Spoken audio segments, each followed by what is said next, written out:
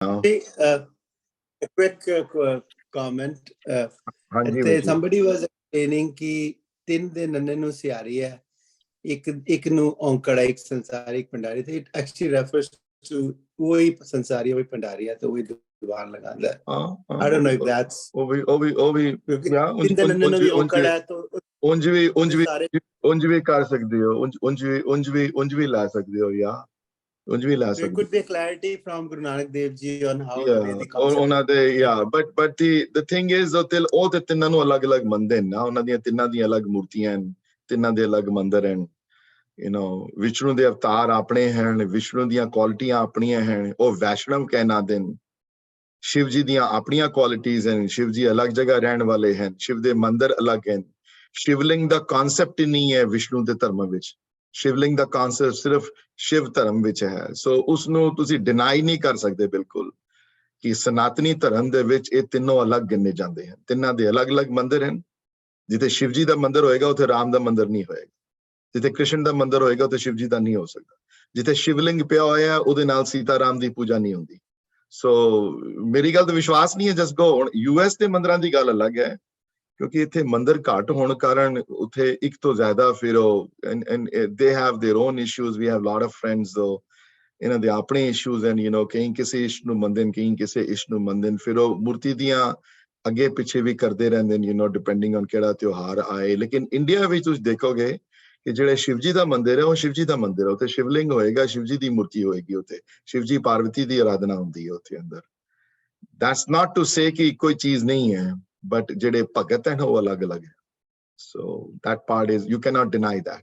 ਤੁਸੀਂ ਇੰਡੀਆ ਜਾ ਕੇ ਦੇਖ ਲਓ ਆਪਣੀ ਅੱਖਾਂ ਨਾਲ, ਮੈਨੂੰ ਕਹਿਣ ਦੀ ਲੋੜ ਨਹੀਂ ਕੁਝ ਵੀ. But you're right.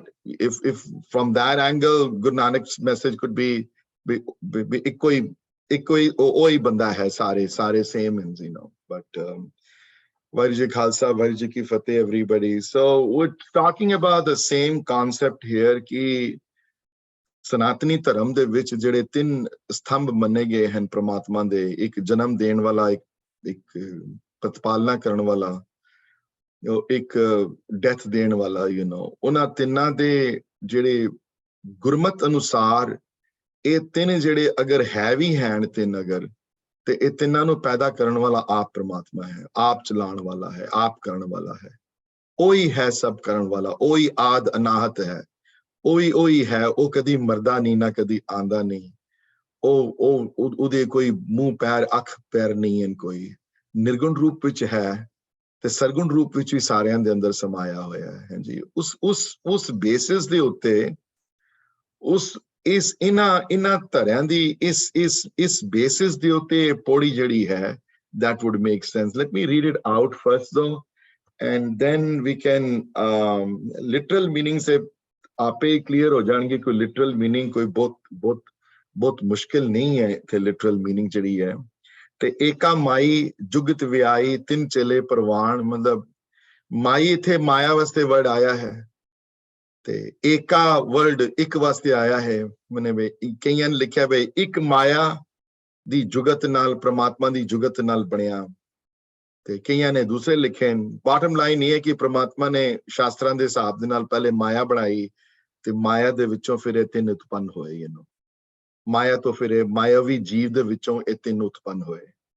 ਜੁਗਤ ਵਿਆਈ ਮਨੇ ਪ੍ਰਸਤੂਤ ਹੋਏ, ਮਤਲਬ ਕਿ ਫੁੱਟ ਪਏ ਵਿੱਚੋਂ, ਉੱਗ ਗਏ ਪਿੱਛੋਂ. ਜਿਸ ਤਰ੍ਹਾਂ ਤੁਸੀਂ ਬੀਜ ਜ਼ਮੀਨ ਦੇ ਵਿੱਚ ਬੋਵੋ ਤੇ ਉਹਦੇ ਵਿੱਚੋਂ ਨਿਕਲ ਆਉਂਦੇ ਨੇ ਸਾਰਾ ਉਹਦਾ ਪੇੜ, ਉਹਦੀਆਂ ਸ਼ਾਖਾਂ, ਉਹਦੇ ਪੱਤੇ, ਉਹਦੇ ਫੁੱਲ, ਉਹਦੇ ਖੁਸ਼ਬੂ ਜਿਹੜੀ ਹੈ ਨਿਕਲ ਆਉਂਦੀ ਹੈ. ਉਸੇ ਤਰ੍ਹਾਂ ਉਸ ਮਾਇਆ ਰੂਪੀ ਬੀਜ ਦੇ ਵਿੱਚੋਂ ਦੀ ਉਸ ਜੁਗਤੀ ਨਾਲ, ਉਸ ਜੁਗਤ ਨਾਲ, ਉਸ ਤਰੀਕੇ ਨਾਲ ਏਕਾ ਮਾਈ, ਇੱਕ ਮਾਇਆ ਦੀ ਜੁਗਤੀ ਨਾਲ ਇਹ ਤਿੰਨ ਚੇਲੇ ਪ੍ਰਵਾਨ ਹੋਏ. ਤਿੰਨ, ਜਿੱਥੇ ਵੀ ਤਿੰਨ ਵਰਡ ਆਏਗਾ, ਤਿੰਨ ਜਾਂ ਚਾਰ ਜਾਂ ਜਿਹੜੇ ਵੀ ਨਿਊਮੈਰੀਕਲ ਵਰਡ ਜਿਹੜੇ ਵੀ ਗੁਰਬਾਣੀ ਚ ਆਣਗੇ, ਉਹਦੇ ਵਿੱਚ ਹਮੇਸ਼ਾ ਸਿਹਾਰੀ ਨਾਲ ਐਂਡਿੰਗ ਹੋਏਗੀ.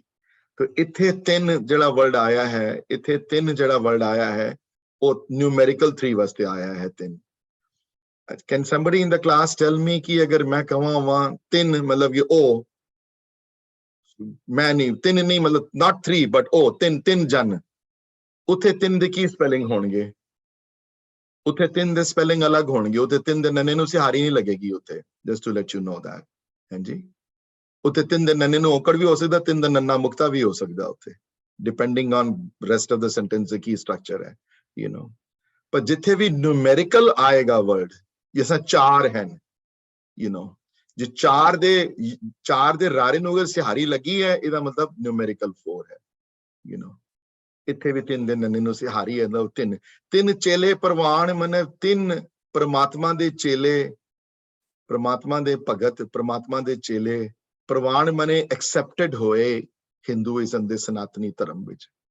ਉਸ ਮਾਇਆ ਤੋਂ ਉਤਪਤ ਹੋਏ, ਉਸ ਮਾਇਆ ਦੀ ਵਿੱਚੋਂ ਪ੍ਰਸਤੂਤ ਹੋਏ ਉਹ 3 ਚੇਲੇ, ਸ਼ਿਵ, ਵਿਸ਼ਨੂੰ ਤੇ ਬ੍ਰਹਮਾ, ਇਹ 3 ਚੇਲੇ ਜਿਹੜੇ ਹਨ ਸਨਾਤਨੀ ਧਰਮ ਵਿੱਚ, ਹਿੰਦੂ ਧਰਮ ਵਿੱਚ ਪ੍ਰਵਾਨ ਹੋਏ, ਭਾਵ ਐਕਸੈਪਟ ਕੀਤੇ ਗਏ। ਤਿੰਨਾਂ ਦੀ ਐਕਸੈਪਟੈਂਸ ਹੋਈ ਸੁਸਾਇਟੀ ਦੇ ਵਿੱਚ। ਲੇਕਿਨ ਤਿੰਨਾਂ ਦੀ ਜਦੋਂ ਐਕਸੈਪਟੈਂਸ ਹੋਈ ਤੇ ਐਕਸੈਪਟੈਂਸ ਦੇਣ ਵਾਲੇ, ਐਕਸੈਪਟੈਂਸ ਲੈਣ ਵਾਲਿਆਂ ਨੇ ਸੋਚਿਆ ਇਹ ਹੀ ਪ੍ਰਮਾਤਮਾ ਹਨ, ਇਹਨਾਂ ਨੂੰ ਧਿਆਓ, ਹਾਂਜੀ, ਇਹਨਾਂ ਦੀ ਪੂਜਾ ਕਰੋ। ਇੱਥੇ ਡਿਫਰੈਂਟ ਹੈ ਗੁਰਮਤਿ ਦੀ ਫਿਲਾਸਫੀ।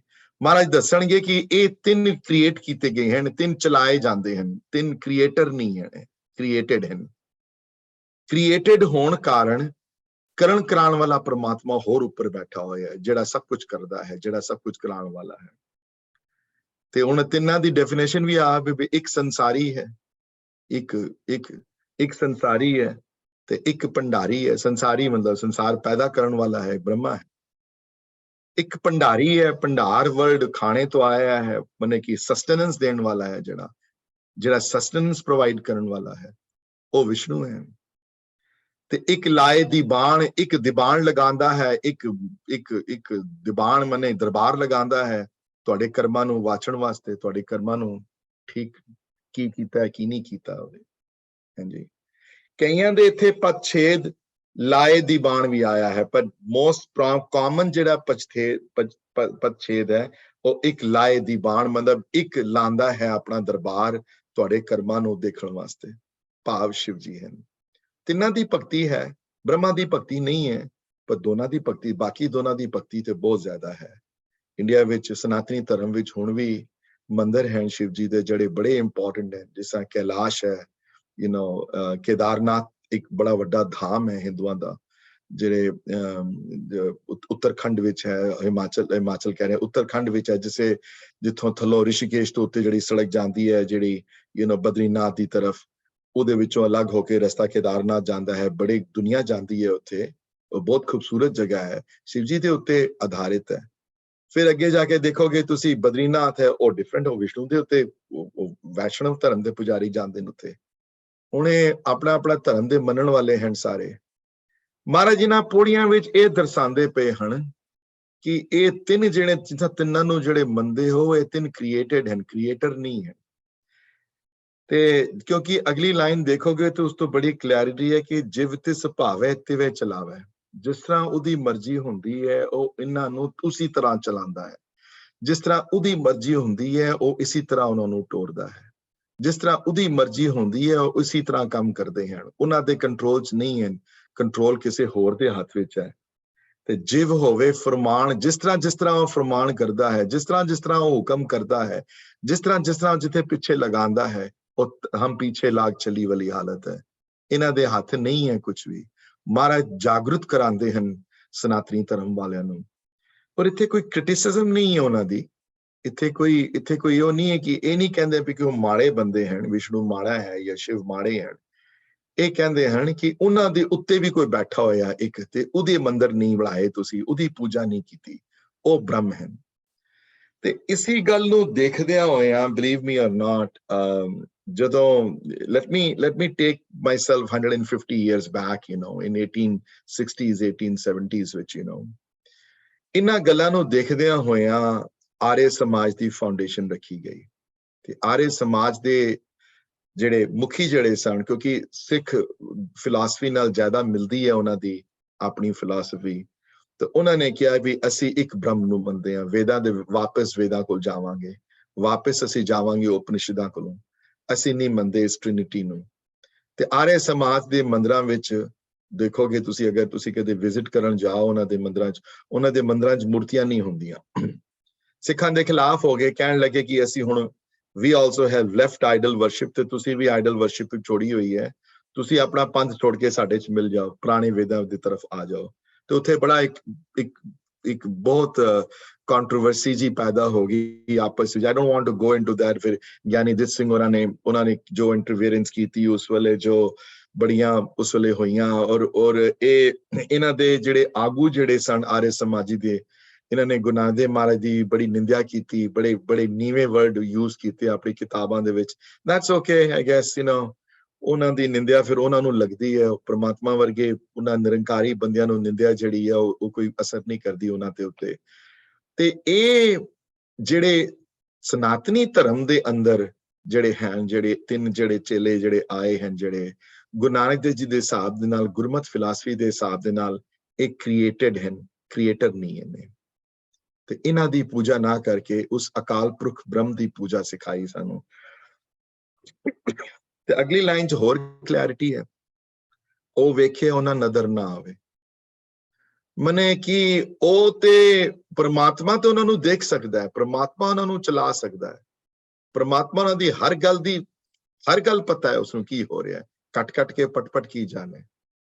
ਪਰ ਜਿਹੜੇ ਕ੍ਰੀਏਟਡ ਹੁੰਦੇ ਨੇ, ਮੇਰੇ ਵਰਗੇ ਤੁਹਾਡੇ ਵਰਗੇ, ਉਹਨਾਂ ਨੂੰ ਨੌਲੇਜ ਨਹੀਂ ਹੈ, ਉਹਨਾਂ ਨੂੰ ਪਤਾ ਨਹੀਂ ਹੈ, ਉਹਨਾਂ ਨੂੰ ਉਹ ਨਜ਼ਰ ਨਹੀਂ ਆਉਂਦਾ। ਜਿਹੜੇ ਕ੍ਰੀਏਟਰ ਹੈ, ਕ੍ਰੀਏਟਰ ਆਪਣੀ ਕ੍ਰੀਏਸ਼ਨ ਨੂੰ ਦੇਖ ਸਕਦਾ ਹੈ, ਕ੍ਰੀਏਸ਼ਨ ਦੇ ਵਿੱਚ ਰਹਿੰਦਾ ਹੈ। ਪਰ ਜਿਹੜੇ ਕ੍ਰੀਏਟਡ ਹਨ ਵਿਚਾਰੇ, ਉਹ ਨਹੀਂ ਦੇਖ ਸਕਦੇ ਹਰ ਕੁਝ ਉਸਨੂੰ। ਉਹ ਨਿਰਗੁਣ ਰੂਪ ਬ੍ਰਹਮ ਨੂੰ ਕੋਈ ਦੇਖ ਸਕਦਾ ਹੈ, ਕੋਈ ਕਿਸੇ ਤੇ ਹੁੰਦੀ ਹੈ ਸਿਰਫ ਸਲਾਹ ਦੇ ਉੱਤੇ। ਸੋ ਇੱਥੇ ਜਿਹੜਾ ਭਾਵ ਜਿਹੜੇ ਪੌੜੀ ਦੇ ਉਹੀ ਹਨ ਜੋ ਪਹਿਲੇ ਕਹੇ ਸਨ ਕਿ ਕਰਨ ਕਰਾਉਣ ਵਾਲਾ ਉਹ ਆਪ ਹੈ, ਇਹ 3 ਨਹੀਂ ਹਨ।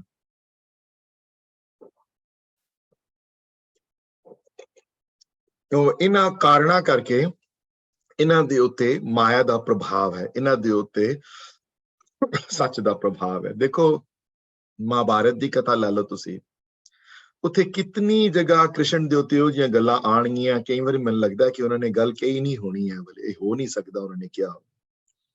ਉसी तरह मर्यादा पुरुषोत्तम राम हैं, इतने हाई स्टैंडर्ड्स हैं, मोरल इतने हाई स्टैंडर्ड्स हैं। तो सोच के देखो, इतना हाई मॉरल स्टैंडर्ड वाला बंदा अपनी प्रेग्नेंट वाइफ नो मिडल ऑफ द फॉरेस्ट कोई छोड़ के आ सकता है? अपने कोई वैसे भी स्पाउस बीमार होवे या कुछ होवे ते बंदे नूं कितनी फिक्र हो जाती है, बंदा चंगी तो चंगी केयर करता है, ते धोखे नाल अपनी स्पाउस नूं जाके किसे मिडल ऑफ द जंगल में जाके वो भी प्रेगनेंट हो गई, उन्होंने कोई छोड़ के आ सकता उत्थे? मेरे हिसाब नाल गल नहीं होई, बट हुण होई है। हुण वाल्मीकि रामायण लिखी हुई है, वो मनदे न, वो मनण पे वो मर्यादा पुरुषोत्तम नहीं होए जे वो कर गणगे। इसी वास्ते मेरे हिसाब नाल वो कीता नहीं उन्होंने।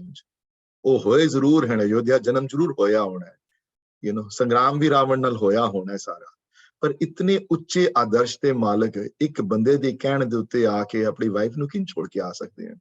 मेरा मन मनण नूं तैयार नहीं इस गल दे।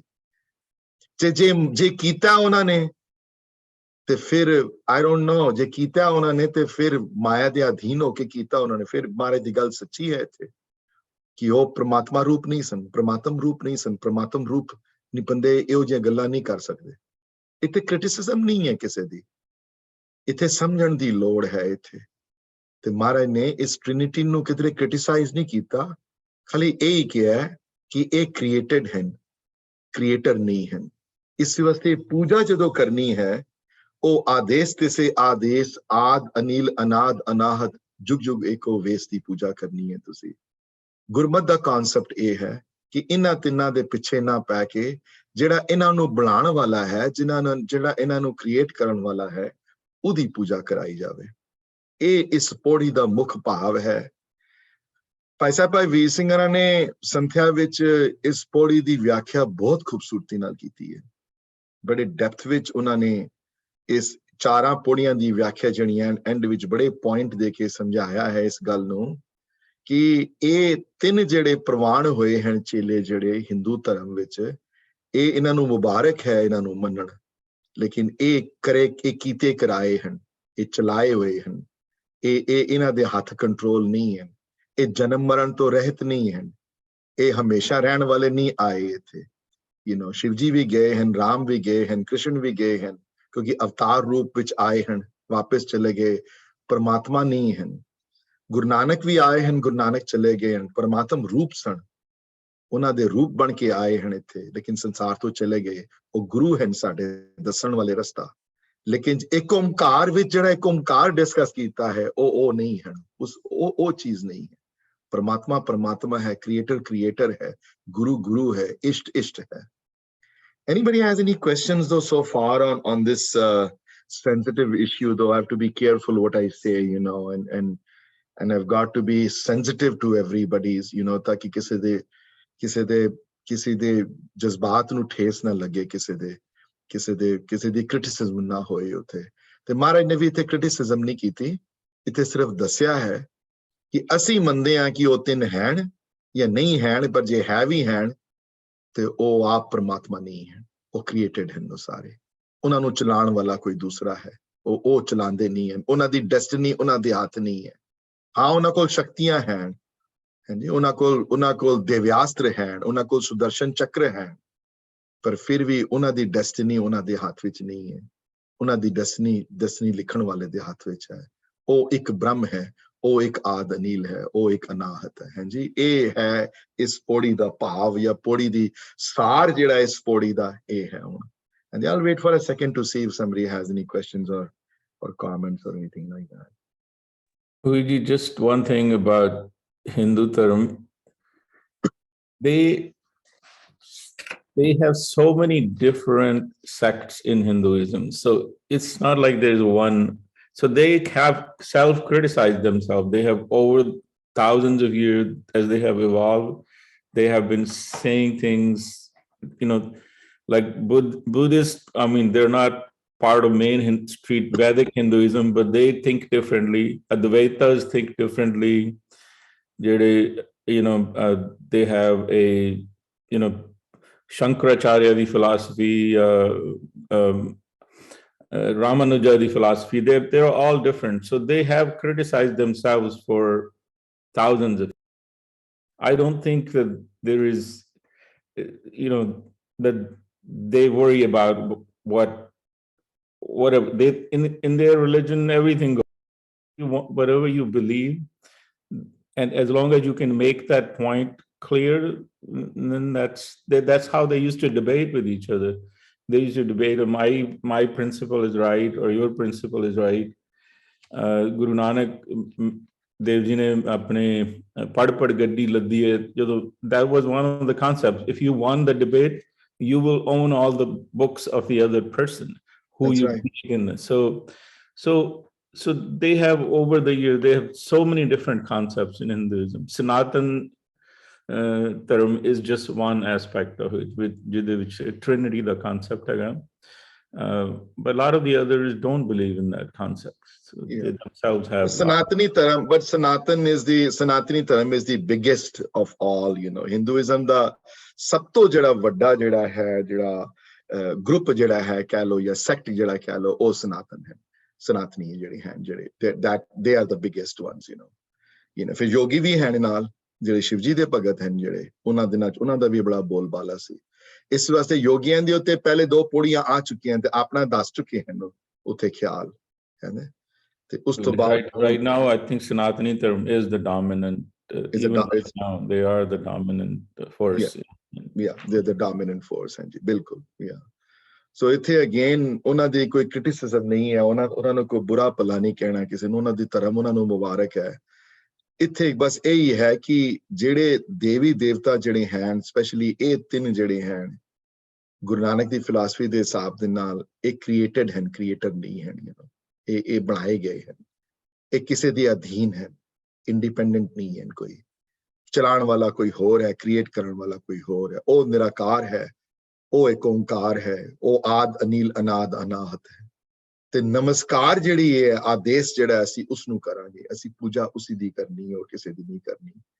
ਇਹ ਸਿਖਾਇਆ ਹੈ ਉਹਨਾਂ ਨੇ ਸਾਨੂੰ। ਔਰ ਪੂਜਾ ਅਕਾਲ ਕੀ ਹੈ, ਦੱਸਣ ਦਾ ਰਸਤਾ ਦੱਸਣ ਵਾਲੇ ਬੜੇ ਹਨ।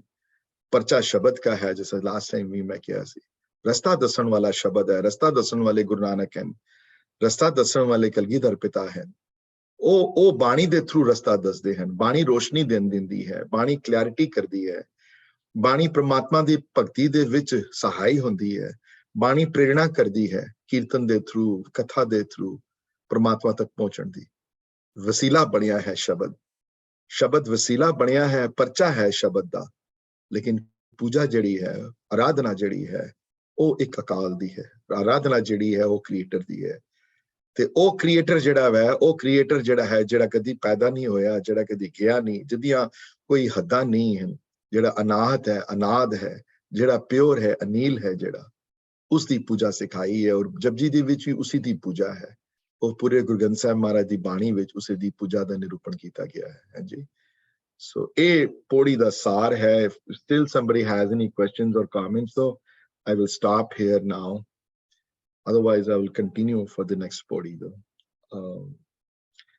Virji, the words Anad, Anahad, Anil, could you just expound on them a little bit, please? So, Aad matlab ki, Aad da matlab hai ki वैसे 3 tense ਹੁੰਦੇ ਨੇ Virji, present, past ਤੇ future। ਤੇ past tense ਜਿਹੜਾ ਵਾ ਉਹ ਮਤਲਬ ਕਿ past tense ਦੀ beginning ਕਿੱਥੋਂ ਹੁੰਦੀ ਹੈ? past tense ਦੀ ਉਹਨੂੰ ਇਹ ਨਹੀਂ ਪਤਾ ਕਿਸੇ ਨੂੰ, you know, so if I say ਕਿ ਇਹ past tense ਹੈ ਤੇ past tense ਦੀ ਜਿੱਥੋਂ ਕੋਈ beginning ਹੋਏਗੀ ਨਾ past tense ਦੀ, ਜਿੱਥੋਂ past ਬਣਨਾ ਸ਼ੁਰੂ ਹੋਇਆ, ਤੇ ਆਦ ਮਤਲਬ ਹੁੰਦਾ ਹੈ ਜਿਸ beginning ਤੋਂ past ਸ਼ੁਰੂ ਹੋਇਆ ਉਸ ਤੋਂ ਵੀ ਪਹਿਲੇ, ਭਾਵ ਜਦੋਂ ਕੁਝ ਵੀ ਨਹੀਂ ਸੀ ਇੱਥੇ। ਹਾਂਜੀ, ਸੋ ਤਾਂ ਹੀ ਜਿੱਥੇ ਜਪਜੀ ਦੀਆਂ ਜਦੋਂ ਮੂਲ ਮੰਤਰ ਦੇ ਟੁਵਰਡਸ ਦੀ ਐਂਡ ਵਿੱਚ ਜਦੋਂ ਮਹਾਮੰਤਰ ਕਹਿ ਲਓ ਜਾਂ ਮੂਲ ਮੰਤਰ ਕਹਿ ਲਓ, ਜਿੱਥੇ ਆਦ ਸੱਚ ਜੁਗਾਦ ਸੱਚ ਵਰਡ ਆਏ ਹਨ ਉੱਥੇ 4 ਟੈਂਸ ਯੂਜ਼ ਕੀਤੇ ਹਨ, 3 ਟੈਂਸ ਨਹੀਂ ਹਨ ਉੱਥੇ।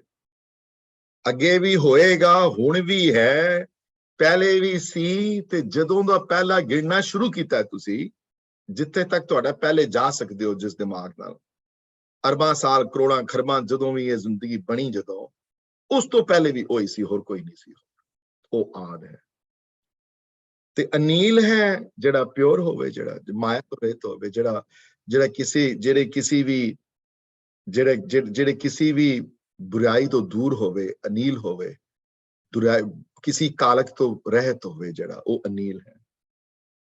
ਅਨਾਦ ਹੈ ਜਿਹਦੀ ਕੋਈ ਬਿਗਨਿੰਗ ਗਿਣ ਨਾ ਸਕੇ। ਸੋ ਅਨਾਦ ਤੇ ਆਦ ਚ ਕੋਈ ਬਹੁਤ ਵੱਡਾ ਫਰਕ ਨਹੀਂ ਹੈ, ਕੋਈ ਸੇਮ ਵਰਡ ਹੈ।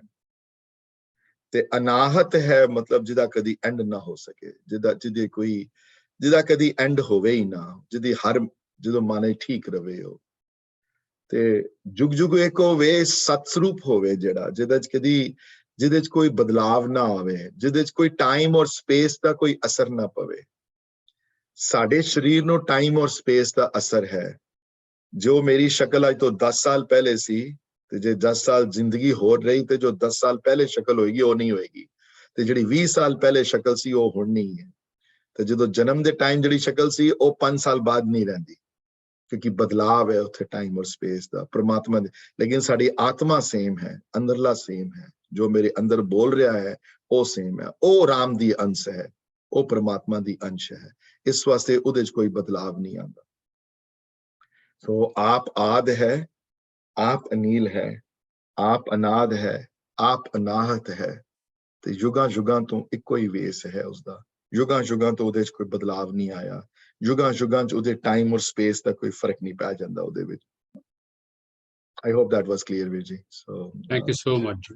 ਨਹੀਂ, ਹਾਂਜੀ, any other questions though before we move on? ਅਗਲੀ ਪੌੜੀ ਵਿੱਚ ਹੁਣ ਗੁਰਮਤ ਦਾ ਭੇਦ ਖੋਲਣਗੇ। ਹੁਣ ਗੁਰੂ ਨਾਨਕ ਦੀ ਫਿਲਾਸਫੀ ਸਾਹਮਣੇ ਆ ਕੇ ਠਿਰ ਜਾਏਗੀ, ਗੁਰਮਤ ਕਿੱਥੇ ਖੜੀ ਹੈ, you know।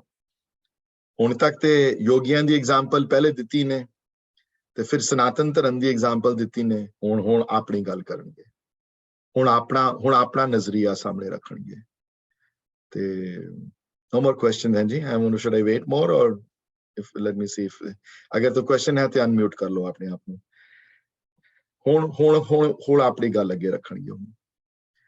ਤੇ ਸ਼ਿਵ ਜੀ ਦੇ ਭਗਤ ਸਪੈਸ਼ਲੀ ਜਿਹੜੇ ਸ਼ਿਵ ਜੀ ਦੇ ਭਗਤ ਵਿੱਚ ਇਹ ਕਰਦੇ ਨੇ ਕਿ ਸ਼ਿਵ ਜੀ ਦੇ ਲੈਂਡ ਦੇ ਵਿੱਚ ਭੰਡਾਰ ਖੁੱਲੇ ਹੋਏ ਹਨ ਉਹਦੇ, you know, ਉਹਦਾ ਆਸਣ ਲੱਗਿਆ ਹੋਇਆ ਹੈ ਸ਼ਿਵ ਜੀ ਦਾ, ਤੇ ਭੰਡਾਰ ਬਣੇ, ਕਦੀ ਖਾਣ ਪੀਣ ਦੀ ਕਿਸੇ ਚੀਜ਼ ਦੀ ਕਮੀ ਨਹੀਂ ਹੈ, ਹਰ ਚੀਜ਼ ਸਸਟੇਨੈਂਸ ਹੀ ਮੌਜੂਦ ਹੈ। ਮਹਾਰਾਜ ਕਹਿੰਦੇ ਨੇ आसन लोए लोए भंडार।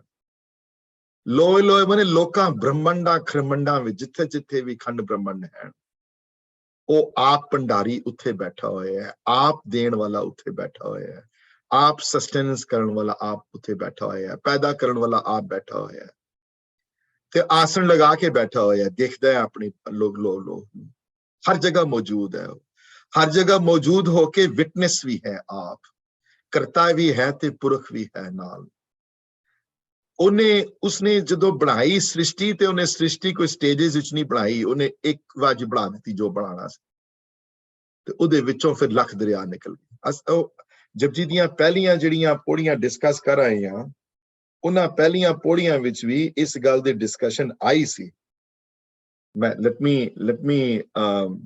let me repeat those lines ਜਿਹੜੀਆਂ ਪਹਿਲੇ ਜਦੋਂ ਪਹਿਲੀਆਂ ਉਹਨਾਂ 16ਵੀਂ 16th ਪੌੜੀ ਵਿੱਚ ਇਹ ਡਿਸਕਸ਼ਨ ਆ ਚੁੱਕੀ ਹੈ कि आई है ना, केता ताण सवालियो रूप केती दात जाने कौन कूत, ते अगली लाइन देखो, कीता पसाओ एको कवाओ, आए ना वर्ड तिसते होए लख दरियाओ, ये भी वर्ड आए हैं नाल, है ना। उदी क्रिएशन विच कोई नवे समान नहीं, उदे हुक्म तो सारा कुछ बनया है, और हुक्म क्रिएशन जिहड़ी है हुक्म दे विचों क्रिएशन होई है। ये मैं गल पहली बारी क्लास बड़ी बारी कर आया, मैं हुण दोबारा रिपीट कर दियां। एक बारी नेशनल जियोग्राफिक ने एक शो बनाया सी, मैं पहली बारी बड़ी बारी क्लास डिस्कस किया इस बारे, पहली बारी तो अगर रिपीटिशन लगे तो माफ कर देना मैनू। तो उस शो च उन्होंने एक एक्सपेरीमेंट किया उन्होंने कि अगर एक कोई साड़ी बनाई हुई चीज नूं धुप्पां बाहर रख दवे अगर कोई, तो उन्होंने कितनी देर लगणगे दोबारा उस ओरिजिनल फॉर्म जाने जिथों आई सी। तो कोई कार किसी ने रख दी है, उन्होंने एक्सपेरीमेंट किए इस गल दे उत्ते, कोई भी चीज साड़ी बनाई हुई रख दियो तुसी बाहर जिहड़ी असी क्रिएट की है, उदी एक टाइम आएगा अगर तुसी उन्हें छोड़ दियो बाहर, उसी तरह कोई बिल्डिंग बनाई होवे, बिल्डिंग नूं छोड़ दियो उसी तरह, तो होंदियां एक टाइम आएगा वो अपने आप डिसइंटीग्रेट होके उस फॉर्म विच आ जाएगी जिस फॉर्म ते ओरिजिनल निकली सी। जदों कुछ नहीं रहेगा उत्थे, होर निकलिया ते हुक्म तो ही है ना। हुण साइंटिस्ट कोई बैठे, डॉक्टर ही बैठे ने थे, यू नो, हुण लगे जाके ते हुण जे मॉलिक्यूल नूं डिवाइड करदे फिर एटम आ जाएगा, फिर एटम दे 3 हिस्से आ जाणगे, फिर वो 3 हिस्सियां चों फिर कित्थे जाओगे अगे, फिर उत्थे तो उत्थे ही है काम। ते फिर ओ बनिया ते उस हुक्म तो है ना, सारा बनिया ते उस हुक्म चों आया है सारा कुछ, उहदे हुक्म चों ही बनिया, उहदे हुक्म विचों सारा कुछ पैदा होया है। हुक्म इक्को वारी होया, एक हुक्म नाल सारा पैदा हो गया। फिर ये है उस हुक्म दे नाल फिर अगों फिर करोड़ां दरिया चल पे, करोड़ां ट्राइब्यूटरीज निकल पईयां होंदियां, कोई दरिया अलग अलग, कोई क्रिएशन होंदी है फिर बंद हो जाती है, कोई तारा आंदा है फिर तारा चला जाता है, कई ब्रह्मांड बनते हैं, कई ब्रह्मांड डिस्ट्रॉय हो जाते हैं। ये उहदी खेड़ अपनी है, पर करण कराण वाला ओ है, करण कराण वाला ओ है, ते करण कराण तो अगे जाके सब कुछ संभालन वाला ओ है, ते संभाल के फिर दोबारा डिस्ट्रॉय करके पैदा करने वाला भी ओ ही है। ते कर कर वेखे सिरजणहार, विटनेस है आप, आसन लोई लोई भंडार है। ते फिर जे अपनी क्रिएशन नूं खुद वो देखदा है, आसन लगा के देखदा है, आसन दी आवाज च होर क्लैरिटी है, यू नो, अब बिल्कुल देखदा है, अपनी कुर्सी जमा के बैठा होके देखदा है अपनी क्रिएशन नूं खुशी नाल। ते नानक सच्चे की साची कार, ओ सच्चा आप है, ते जिथे सच्चे नाल सच्चा है ते सारी क्रिएशन उदी सच्ची है। इत्थे देखो गुरु नानक दी फिलॉसफी कितनी डिफरेंट है। ट्रेडिशनल जदों अगर तुसी देखोगे ना योगियां दी फिलॉसफी नालों, उन्हां नूं संसार दे विचों झूठ ज्यादा नजर आया ते ओ छोड़ के चले गए घर-बार अपना। महाराज नूं हर चीज उस सच्चे दी बनाई विचों सच्चा नजर आया। ये एक फर्क है, उत्थे एक्सेप्टेंस है उन्हां दी बाणी विच, हर चीज सच्ची नजर आई। जे मेरी गल ते विश्वास नहीं ते आसा दी वालियां पौड़ियां पढ़ के देखो, वाली जिहड़ी पौड़ी नंबर 2 दे नाल एसोसिएटेड है, जिहड़ी सच्चे तेरे खंड सच्चे ब्रह्मंड तो शुरू होंदियां, हर चीज उन्हां ने सच्ची कही है उत्थे। सच्चे तेरे खंड सच्चे ब्रह्मंड, सच्चे तेरे लो सच्चे आकार, सच्चा तेरा कर्म सच्चा निशान, सच्चा तेरा हुक्म सच्चा फरमान, सच्चा तेरे सच्चे सब ते अगे जाके ਸੱਚੇ ਸਭ ਥਾਂ ਸੱਚੇ ਸਭ ਜੋਰ, ਇਹ ਸੱਚੇ ਤਾਂ ਹਨ, ਇਹ ਸੱਚੇ ਤਾਂ ਹਨ ਕਿਉਂਕਿ ਇਹਦੇ ਵਿੱਚ ਤੇਰਾ ਜੋਰ ਮਿਲਿਆ ਹੋਇਆ ਹੈ। ਤੇ ਨਾਨਕ ਸੱਚ ਧਿਆਨ ਸੱਚ, ਇਹ ਵੀ ਵਰਡ ਹੈ ਨਾਲ। हे ਮੇਰੇ ਨਾਨਕ, हे ਮੇਰੇ ਗੁਰੂ, हे ਮੇਰੇ ਪ੍ਰਮਾਤਮਾ, ਤੂੰ ਆਪ ਸੱਚ ਹੈ, ਲੇਕਿਨ ਤੈਨੂੰ ਧਿਆਨ ਵਾਲਾ, ਤੇਰੀ ਪੂਜਾ ਕਰਨ ਵਾਲਾ, ਤੇਰੇ ਸੰਤ, ਤੇਰੇ ਨਾਲ ਪਿਆਰ ਕਰਨ ਵਾਲਾ ਵੀ ਸੱਚ ਦੇ ਵਿੱਚ ਮਿਲ ਜਾਂਦੇ ਹਨ। ਨਾਨਕ ਸੱਚ ਧਿਆਨ ਸੱਚ। ਤੇ ਜਿਹੜੇ ਨਹੀਂ ਮਿਲਦੇ, ਜਿਹੜੇ ਜੰਮਣ ਮਰਨ ਵਿੱਚ ਹਨ, ਜਿਹੜੇ ਜੋ ਮਰ ਜੰਮੇ ਸੋ ਕੱਚ ਨਹੀਂ ਕੱਚ ਹਨ, ਉਹ ਕੱਚੇ ਹਨ, ਜਿਹੜੇ ਆਵਾਗਮਨ ਵਿੱਚ ਹਨ ਜਿਹੜੇ। ਪਰ ਜਿਹੜੇ ਤੇਰੇ ਨਾਲ ਜੁੜੇ ਹਨ ਹੈ ਮੇਰੇ ਦਾਤਾ, ਉਹ ਤੇ ਤੂੰ ਸੱਚਾ ਜੇ ਹੋਇਆ, ਤੂੰ ਸੱਚਾ ਹੋਣ ਨਾਲ ਤੂੰ ਆਪਣੇ ਵਿੱਚ ਮਿਲਾ ਲੈਂਦਾ ਸੱਚੇ ਨੂੰ। ਇਸ ਵਾਸਤੇ ਤੇਰੀ ਹਰ ਚੀਜ਼ ਕ੍ਰੀਏਟ ਕੀਤੀ ਹੋਈ ਸੱਚੀ ਹੈ, ਕਿਉਂਕਿ ਤੇਰਾ ਹੱਥ ਹੈ ਉਹਦੇ ਵਿੱਚ। ਤੂੰ ਬਣਾਇਆ ਹੈ ਸਾਰਿਆਂ ਨੂੰ, ਚਾਹੇ ਉਹ ਕਿਸੇ ਜੀਵ ਜੰਤੂ ਹੋਵੇ, ਚਾਹੇ ਕਿਸੇ ਰੰਗ ਦਾ ਹੋਵੇ, ਚਾਹੇ ਕਿਸੇ ਰਿਲੀਜਨ ਦਾ ਹੋਵੇ, ਤੂੰ ਆਪ ਬੈਠਾ ਹੈ ਉਹਦੇ ਅੰਦਰ। ਇਸ ਵਾਸਤੇ ਉਹ ਸੱਚਾ ਹੈ। ਤੇ ਝੂਠੇ ਕੌਣ ਹਨ? ਝੂਠ ਕੌਣ ਆਂਦਾ ਹੈ? ਦੇਖੋ ਅਸਲ ਦੀ ਵਾਰ ਚ ਕਿੰਨੀ ਡਾਇਕੋਟਮੀ ਉਸ ਤਰ੍ਹਾਂ ਕ੍ਰੀਏਟ ਕਰ ਦਿੱਤੀ ਨੇ। ਇੱਕ ਜਗ੍ਹਾ ਸੱਚੇ ਕਿਹਾ ਨੇ, ਤੇ ਥੋੜੀਆਂ ਪੌੜੀਆਂ ਅੱਗੇ ਜਾ ਕੇ, ਮੈਨੂੰ ਪੌੜੀ ਨੰਬਰ ਨਹੀਂ ਯਾਦ, somebody can look it up and tell me, ਜ਼ਿਆਦਾ ਨਹੀਂ ਹੈ, ਮੈਨੂੰ just a few ਪੌੜੀਜ਼ later ਨੇ, ਤੇ ਸਾਰਿਆਂ ਨੂੰ ਕੂੜ ਕਹਿ ਦਿੱਤਾ ਉੱਥੇ। ਉਹ ਕੂੜ ਵਾਲੀ ਪੌੜੀ ਹੈ। ਕੂੜ ਮੀਆਂ, ਕੂੜ ਬੀਬੀ, ਖੱਪ ਹੋਏ ਖਾਰ, ਕੂੜ ਨੇਹੋ ਕੂੜ, ਉੱਥੇ ਸਾਰਾ ਝੂਠ ਹੈ ਉੱਥੇ। ਪਰ ਝੂਠ ਦੀ ਡੈਫੀਨੇਸ਼ਨ ਕੀ ਹੈ? ਉਹ ਸੱਚ ਕਿਉਂ ਨਹੀਂ ਸੀ? ਮਾਰੇ ਪੁੱਛੋ ਵੀ ਉਹ ਪਹਿਲੇ ਤੇ ਸੱਚ ਨਜ਼ਰ ਆਇਆ, ਤੇ ਹੁਣ ਕੂੜ ਕਿਸ ਤਰ੍ਹਾਂ ਹੋ ਗਿਆ ਸਾਰਾ ਕੁਝ? ਪਤਾ ਕਿਉਂ ਕੂੜ ਕਿਉਂ ਹੋਇਆ? ਕਿਉਂਕਿ ਪ੍ਰਮਾਤਮਾ ਵਿਸਰ ਗਿਆ ਉੱਥੋਂ। ਜਦੋਂ ਉਹ ਆਪ ਨਿਕਲਿਆ ਵਿੱਚੋਂ ਦੀ, ਫਿਰ ਸੰਸਾਰ ਕੂੜ ਬਣ ਗਿਆ। ਜਦੋਂ ਆਪ ਛੁੱਟਿਆ, ਜਦੋਂ ਜਦ ਤੱਕ ਉਹਦੀ ਪ੍ਰੈਜ਼ੈਂਸ ਫੀਲ ਹੁੰਦੀ ਹੈ, ਤਦ ਤੱਕ ਸੱਚਾ ਹੈ ਸਾਰਾ ਕੁਝ।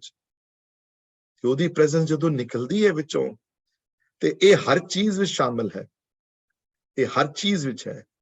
ਜਦੋਂ ਇਨਸਾਨ ਦੂਸਰੇ ਇਨਸਾਨ ਨੂੰ ਦੇਖ ਕੇ ਉਹਦੀ ਪ੍ਰੈਜ਼ੈਂਸ ਦੂਸਰੇ ਇਨਸਾਨ ਵਿੱਚ ਦੇਖਦਾ ਹੈ, ਚਾਹੇ ਉਹ ਮੁਸਲਮਾਨ ਹੋਵੇ, ਚਾਹੇ ਹਿੰਦੂ ਹੋਵੇ, ਚਾਹੇ ਈਸਾਈ ਹੋਵੇ, ਚਾਹੇ ਯਹੂਦੀ ਹੋਵੇ, ਚਾਹੇ ਕਿਸੇ ਧਰਮ ਦਾ ਹੋਵੇ, ਉਹ ਤੇ ਫਿਰ ਉਹ ਸੱਚਾ ਹੈ। ਉਹਦੇ ਵਿੱਚ ਸੱਚ ਦੇ ਦਰਸ਼ਨ ਉਸਨੂੰ ਆਉਂਦੇ ਹਨ। ਤੇ ਜਦੋਂ ਉਹ ਨਿਕਲ ਜਾਏ ਵਿੱਚੋਂ ਦੀ, ਪੀੜ ਕੂੜ ਕੂੜੇ ਨੇਹੋ ਲੱਗਾ ਤੇ ਵਿਸਰਿਆ ਕਰਤਾਰ, ਜਦੋਂ ਇਹ ਹਾਲਤ ਹੋ ਜਾਏ ਉਸਦੀ, ਜਦੋਂ ਕਰਤਾਰ ਵਿੱਚੋਂ ਨਿਕਲ ਜਾਏ, ਤੇ ਫਿਰ ਸਭ ਝੂਠ ਹੈ ਸਾਰਾ ਕੁਝ। ਦੇਖੋ ਕਿਤਨੀ ਖੂਬਸੂਰਤੀ ਨਾਲ ਦੋਨੋਂ ਚੀਜ਼ਾਂ ਨੂੰ ਉਸੀ ਬਾਣੀ ਦੇ ਵਿੱਚ, ਉਹਨਾਂ ਪੌੜੀਆਂ ਦੇ ਵਿਚਕਾਰ ਕਿਸ ਤਰ੍ਹਾਂ ਦੋਨੋਂ ਚੀਜ਼ਾਂ ਨੂੰ ਖੂਬਸੂਰਤੀ ਨਾਲ ਲੱਗੇ ਰੱਖਿਆ ਉਹਨਾਂ ਨੇ। ਨਾਨਕ ਸੱਚੇ ਕੀ ਸਾਚੀ ਕਾਰ, ਸੱਚੇ ਦੀ ਕਾਰ ਹਮੇਸ਼ਾ ਸੱਚੀ ਰਹੇਗੀ, ਕਿਉਂਕਿ ਆਪ ਸੱਚ ਹਨ। ਤੇ ਜਿਹੜੇ ਸੱਚ ਨੂੰ ਧਿਆਨਦੇ ਹਨ, ਉਹ ਸੱਚ ਬਣ ਜਾਂਦੇ ਹਨ। ਇਸ ਵਾਸਤੇ ਉਹਦੀ ਕਾਰ ਹਮੇਸ਼ਾ ਸੱਚੀ ਹੈ। ਤੁਹਾਡੀਆਂ ਅੱਖਾਂ ਸੱਚੀਆਂ ਨਹੀਂ ਹਨ, ਤੁਹਾਡੇ ਦੇਖਣ ਵਿੱਚ ਖੋਟ ਹੈ, ਤੁਹਾਡੇ ਸੋਚਣ ਵਿੱਚ ਖੋਟ ਹੈ। ਤੁਹਾਨੂੰ ਕਰਤਾਰ ਭੁਲਾਇਆ ਹੋਇਆ ਹੈ ਤੁਸੀਂ ਆਪਣੇ ਅੰਦਰੋਂ। ਉਸ ਕਰਤਾਰ ਦੇ ਭੁੱਲਣ ਦੇ ਨਾਲ ਤੁਹਾਡੇ ਮਨ ਵਿੱਚ ਦੁੱਖ ਪੈਦਾ ਹੁੰਦਾ ਹੈ। ਉਸ ਕਰਤਾਰ ਦੇ ਭੁੱਲਣ ਦੇ ਨਾਲ ਤੁਹਾਨੂੰ ਪਤਾ ਲੱਗਦਾ ਹੈ ਕਿ ਇਹ ਡਿਫਰੈਂਟ ਬੰਦਾ ਹੈ ਉਹਦੇ ਨਾਲੋਂ। ਤੇ ਜਿਹੜੀਆਂ ਵੱਡੀਆਂ ਹਸਤੀਆਂ ਹੋਈਆਂ ਜੁੜਨ ਵਾਲੀਆਂ, ਭਾਈ ਸਾਹਿਬ ਭਾਈ ਵੀਰ ਸਿੰਘ ਦੀਆਂ ਰਾਈਟਿੰਗ ਪੜ੍ਹ ਕੇ ਦੇਖ ਲਓ, ਭਾਈ ਨੰਦ ਲਾਲ ਜੀ ਦੀਆਂ ਰਾਈਟਿੰਗਸ ਪੜ੍ਹ ਕੇ ਦੇਖ ਲਓ, ਭਾਈ ਗੁਰਦਾਸ ਜੀ ਨੂੰ ਪੜ੍ਹ ਕੇ ਦੇਖ ਲਓ। ਉਹਨਾਂ ਨੂੰ ਪੁੱਛੋ ਤੁਹਾਨੂੰ ਕੋਈ ਫਰਕ ਨਜ਼ਰ ਆਇਆ ਕਿਸੇ ਚੋਂ? ਕਦੀ ਕਿਸੇ ਦੀ ਨਿੰਦਿਆ ਕੀਤੀ ਹੋਵੇ, ਕਦੀ ਕਿਸੇ ਨੂੰ ਬੁਰਾ ਭਲਾ ਕਿਹਾ ਹੋਵੇ? ਨਹੀਂ, ਸਾਰਿਆਂ ਵਿੱਚੋਂ ਆਪ ਬੈਠਾ ਨਜ਼ਰ ਆਇਆ। ਇਸ ਵਾਸਤੇ ਉਸ ਸੱਚੇ ਦੀ ਸਾਰੀ ਕਾਰ ਸੱਚੀ ਹੈ, ਉਸ ਸੱਚੇ ਦੀ ਕ੍ਰੀਏਸ਼ਨ ਸਾਰੀ ਸੱਚੀ ਹੈ, ਤਦ ਤੱਕ ਜਦ ਤੱਕ ਤੁਹਾਡੇ ਮਨ ਵਿੱਚ ਉਸ ਸੱਚੇ ਦਾ ਅਨੁਭਵ ਉਹਨਾਂ ਕਾਰਾਂ ਵਿੱਚ ਹੁੰਦਾ ਹੈ। ਤਦ ਤੱਕ ਜਦ ਤੱਕ ਉਸ ਕ੍ਰੀਏਸ਼ਨ ਵਿੱਚ ਉਸ ਕ੍ਰੀਏਟਰ ਨੂੰ ਕਿਸੇ ਵੀ ਤਰ੍ਹਾਂ ਅਨੁਭਵ ਕਰਦੇ ਹੋ। ਤੇ ਜਿਹੜਾ ਨਹੀਂ ਅਨੁਭਵ ਕਰ ਪਾਉਂਦਾ, ਜਿਹੜਾ ਨਹੀਂ ਦੇਖ ਪਾਉਂਦਾ, ਜਿਹੜਾ ਹਟ ਜਾਂਦਾ ਉਹਨਾਂ ਚੀਜ਼ਾਂ ਵਿੱਚੋਂ, ਫਿਰ ਉਹ ਕੀਰਤਨ ਵਿੱਚੋਂ ਵੀ ਨਹੀਂ ਲੱਭ ਪਾਉਂਦਾ ਉਸਨੂੰ। ਉਹ ਕੀਰਤਨ ਕਰਕੇ ਵੀ ਪ੍ਰਮਾਤਮਾ ਤੋਂ ਦੂਰ ਰਹਿੰਦਾ ਹੈ।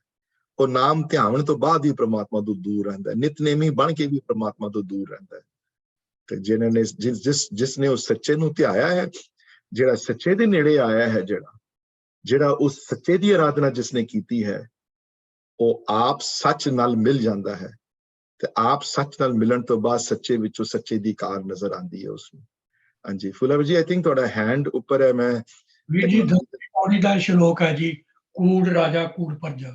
ਹਾਂਜੀ, ਕੂੜ ਰਾਜਾ ਕੂੜ ਪਰਜਾ, ਕੂੜ ਸੱਚ। ਹਾਂਜੀ, ਮੈਨੂੰ ਪੌੜੀ ਨੰਬਰ ਯਾਦ ਨਹੀਂ ਸੀ ਵੀ ਉਹ ਆਈ ਥਿੰਕ ਜਿਹੜੀ ਸੱਚ ਵਾਲੀ ਜਿਹੜੀ ਪੌੜੀ ਜਿਹੜੀ ਹੈ, ਸ਼ਲੋਕ ਜਿਹੜਾ ਹੈ, ਕਿਉਂਕਿ ਇਹ ਸ਼ਲੋਕ ਜਿਹੜੇ ਹੈ ਨਾ ਅਸਲ ਦੀ ਵਾਰ ਦੇ ਵਿੱਚ ਜੀ, ਇਹ ਸ਼ਲੋਕ ਪੌੜੀਆਂ ਨਾਲ ਸੰਬੰਧਿਤ ਹਨ। ਸੋ ਜਦੋਂ ਅਸੀਂ ਰੈਫਰ ਕਰਦੇ ਹਾਂ ਇਹਨਾਂ ਸ਼ਲੋਕਾਂ ਨੂੰ ਤੇ ਅਸੀਂ ਹਮੇਸ਼ਾ ਪੌੜੀ ਨੰਬਰ ਦਿੰਦੇ ਹਾਂ ਕਿ ਪੌੜੀ ਨੰਬਰ 2 ਦੇ ਐਸੋਸੀਏਟਡ ਸ਼ਲੋਕ ਹਨ। ਨੋਟਿਸ ਕਰੋਗੇ ਆਸਾ ਦੀ ਵਾਰ ਦੀ ਜਿਹੜੀ ਨੰਬਰਿੰਗ ਸਿਸਟਮ ਹੈ ਜਿਹੜਾ, ਹੁਣ ਜਿਹਨੇ ਬਹੁਤ ਧਿਆਨ ਨਾਲ ਜਿਹੜੀ ਬਾਣੀ ਪੜ੍ਹਦੇ ਨੇ ਉਸ ਗੱਲ ਦਾ ਗਿਆਤ ਹੋਏਗਾ ਉਸਨੂੰ। ਸ਼ਲੋਕਾਂ ਦੀ ਜਦੋਂ ਗਿਣਤੀ ਚੱਲਦੀ ਹੈ 1 2 and 3, ਉਹ ਸ਼ਲੋਕਾਂ ਦੀ ਗਿਣਤੀ ਜਿਹੜੀ ਹੈ ਪੌੜੀ ਆਉਣ ਤੋਂ ਬਾਅਦ ਦੁਬਾਰਾ ਰੀਸੈਟ ਹੋ ਜਾਂਦੀ ਹੈ 1 ਤੇ। ਸ਼ਲੋਕਾਂ ਦੀ ਗਿਣਤੀ 1 2 3 4 5 6 7 8 9 10 ਨਹੀਂ ਚਲੇਗੀ ਕਦੀ।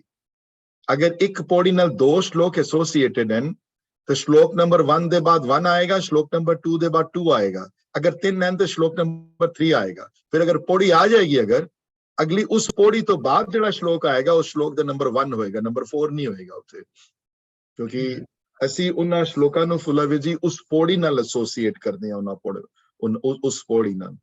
ਸੋ ਮੈਨੂੰ I just wanted to see ਕਿ ਕੂੜ ਵਾਲੀ ਜਿਹੜੇ ਸ਼ਲੋਕ ਜਿਹੜਾ ਆਇਆ ਹੈ ਉਹ ਕਿਹੜੀ ਪੌੜੀ ਨੰਬਰ ਨਾਲ ਐਸੋਸੀਏਟਡ ਸੀ। I think later on number 10ਵੀਂ ਪੌੜੀ ਨਾਲ ਐਸੋਸੀਏਟਡ ਹੈ। ਤੇ ਸੱਚ ਵਾਲਾ ਜਿਹੜਾ ਆਇਆ ਹੈ ਜਿਹੜਾ ਆਈ ਥਿੰਕ ਨੰਬਰ 2 ਨਾਲ ਐਸੋਸੀਏਟਡ ਹੈ। ਨੋ ਮੈਨੂੰ ਜਿੱਤ ਤੱਕ ਯਾਦ ਆ, I could be wrong, you know, on that. ਸੱਚ ਵਾਲੀ ਨੰਬਰ 2, yes, ਨੰਬਰ 2 ਦੇ ਨਾਲ ਐਸੋਸੀਏਟਡ ਹੈ।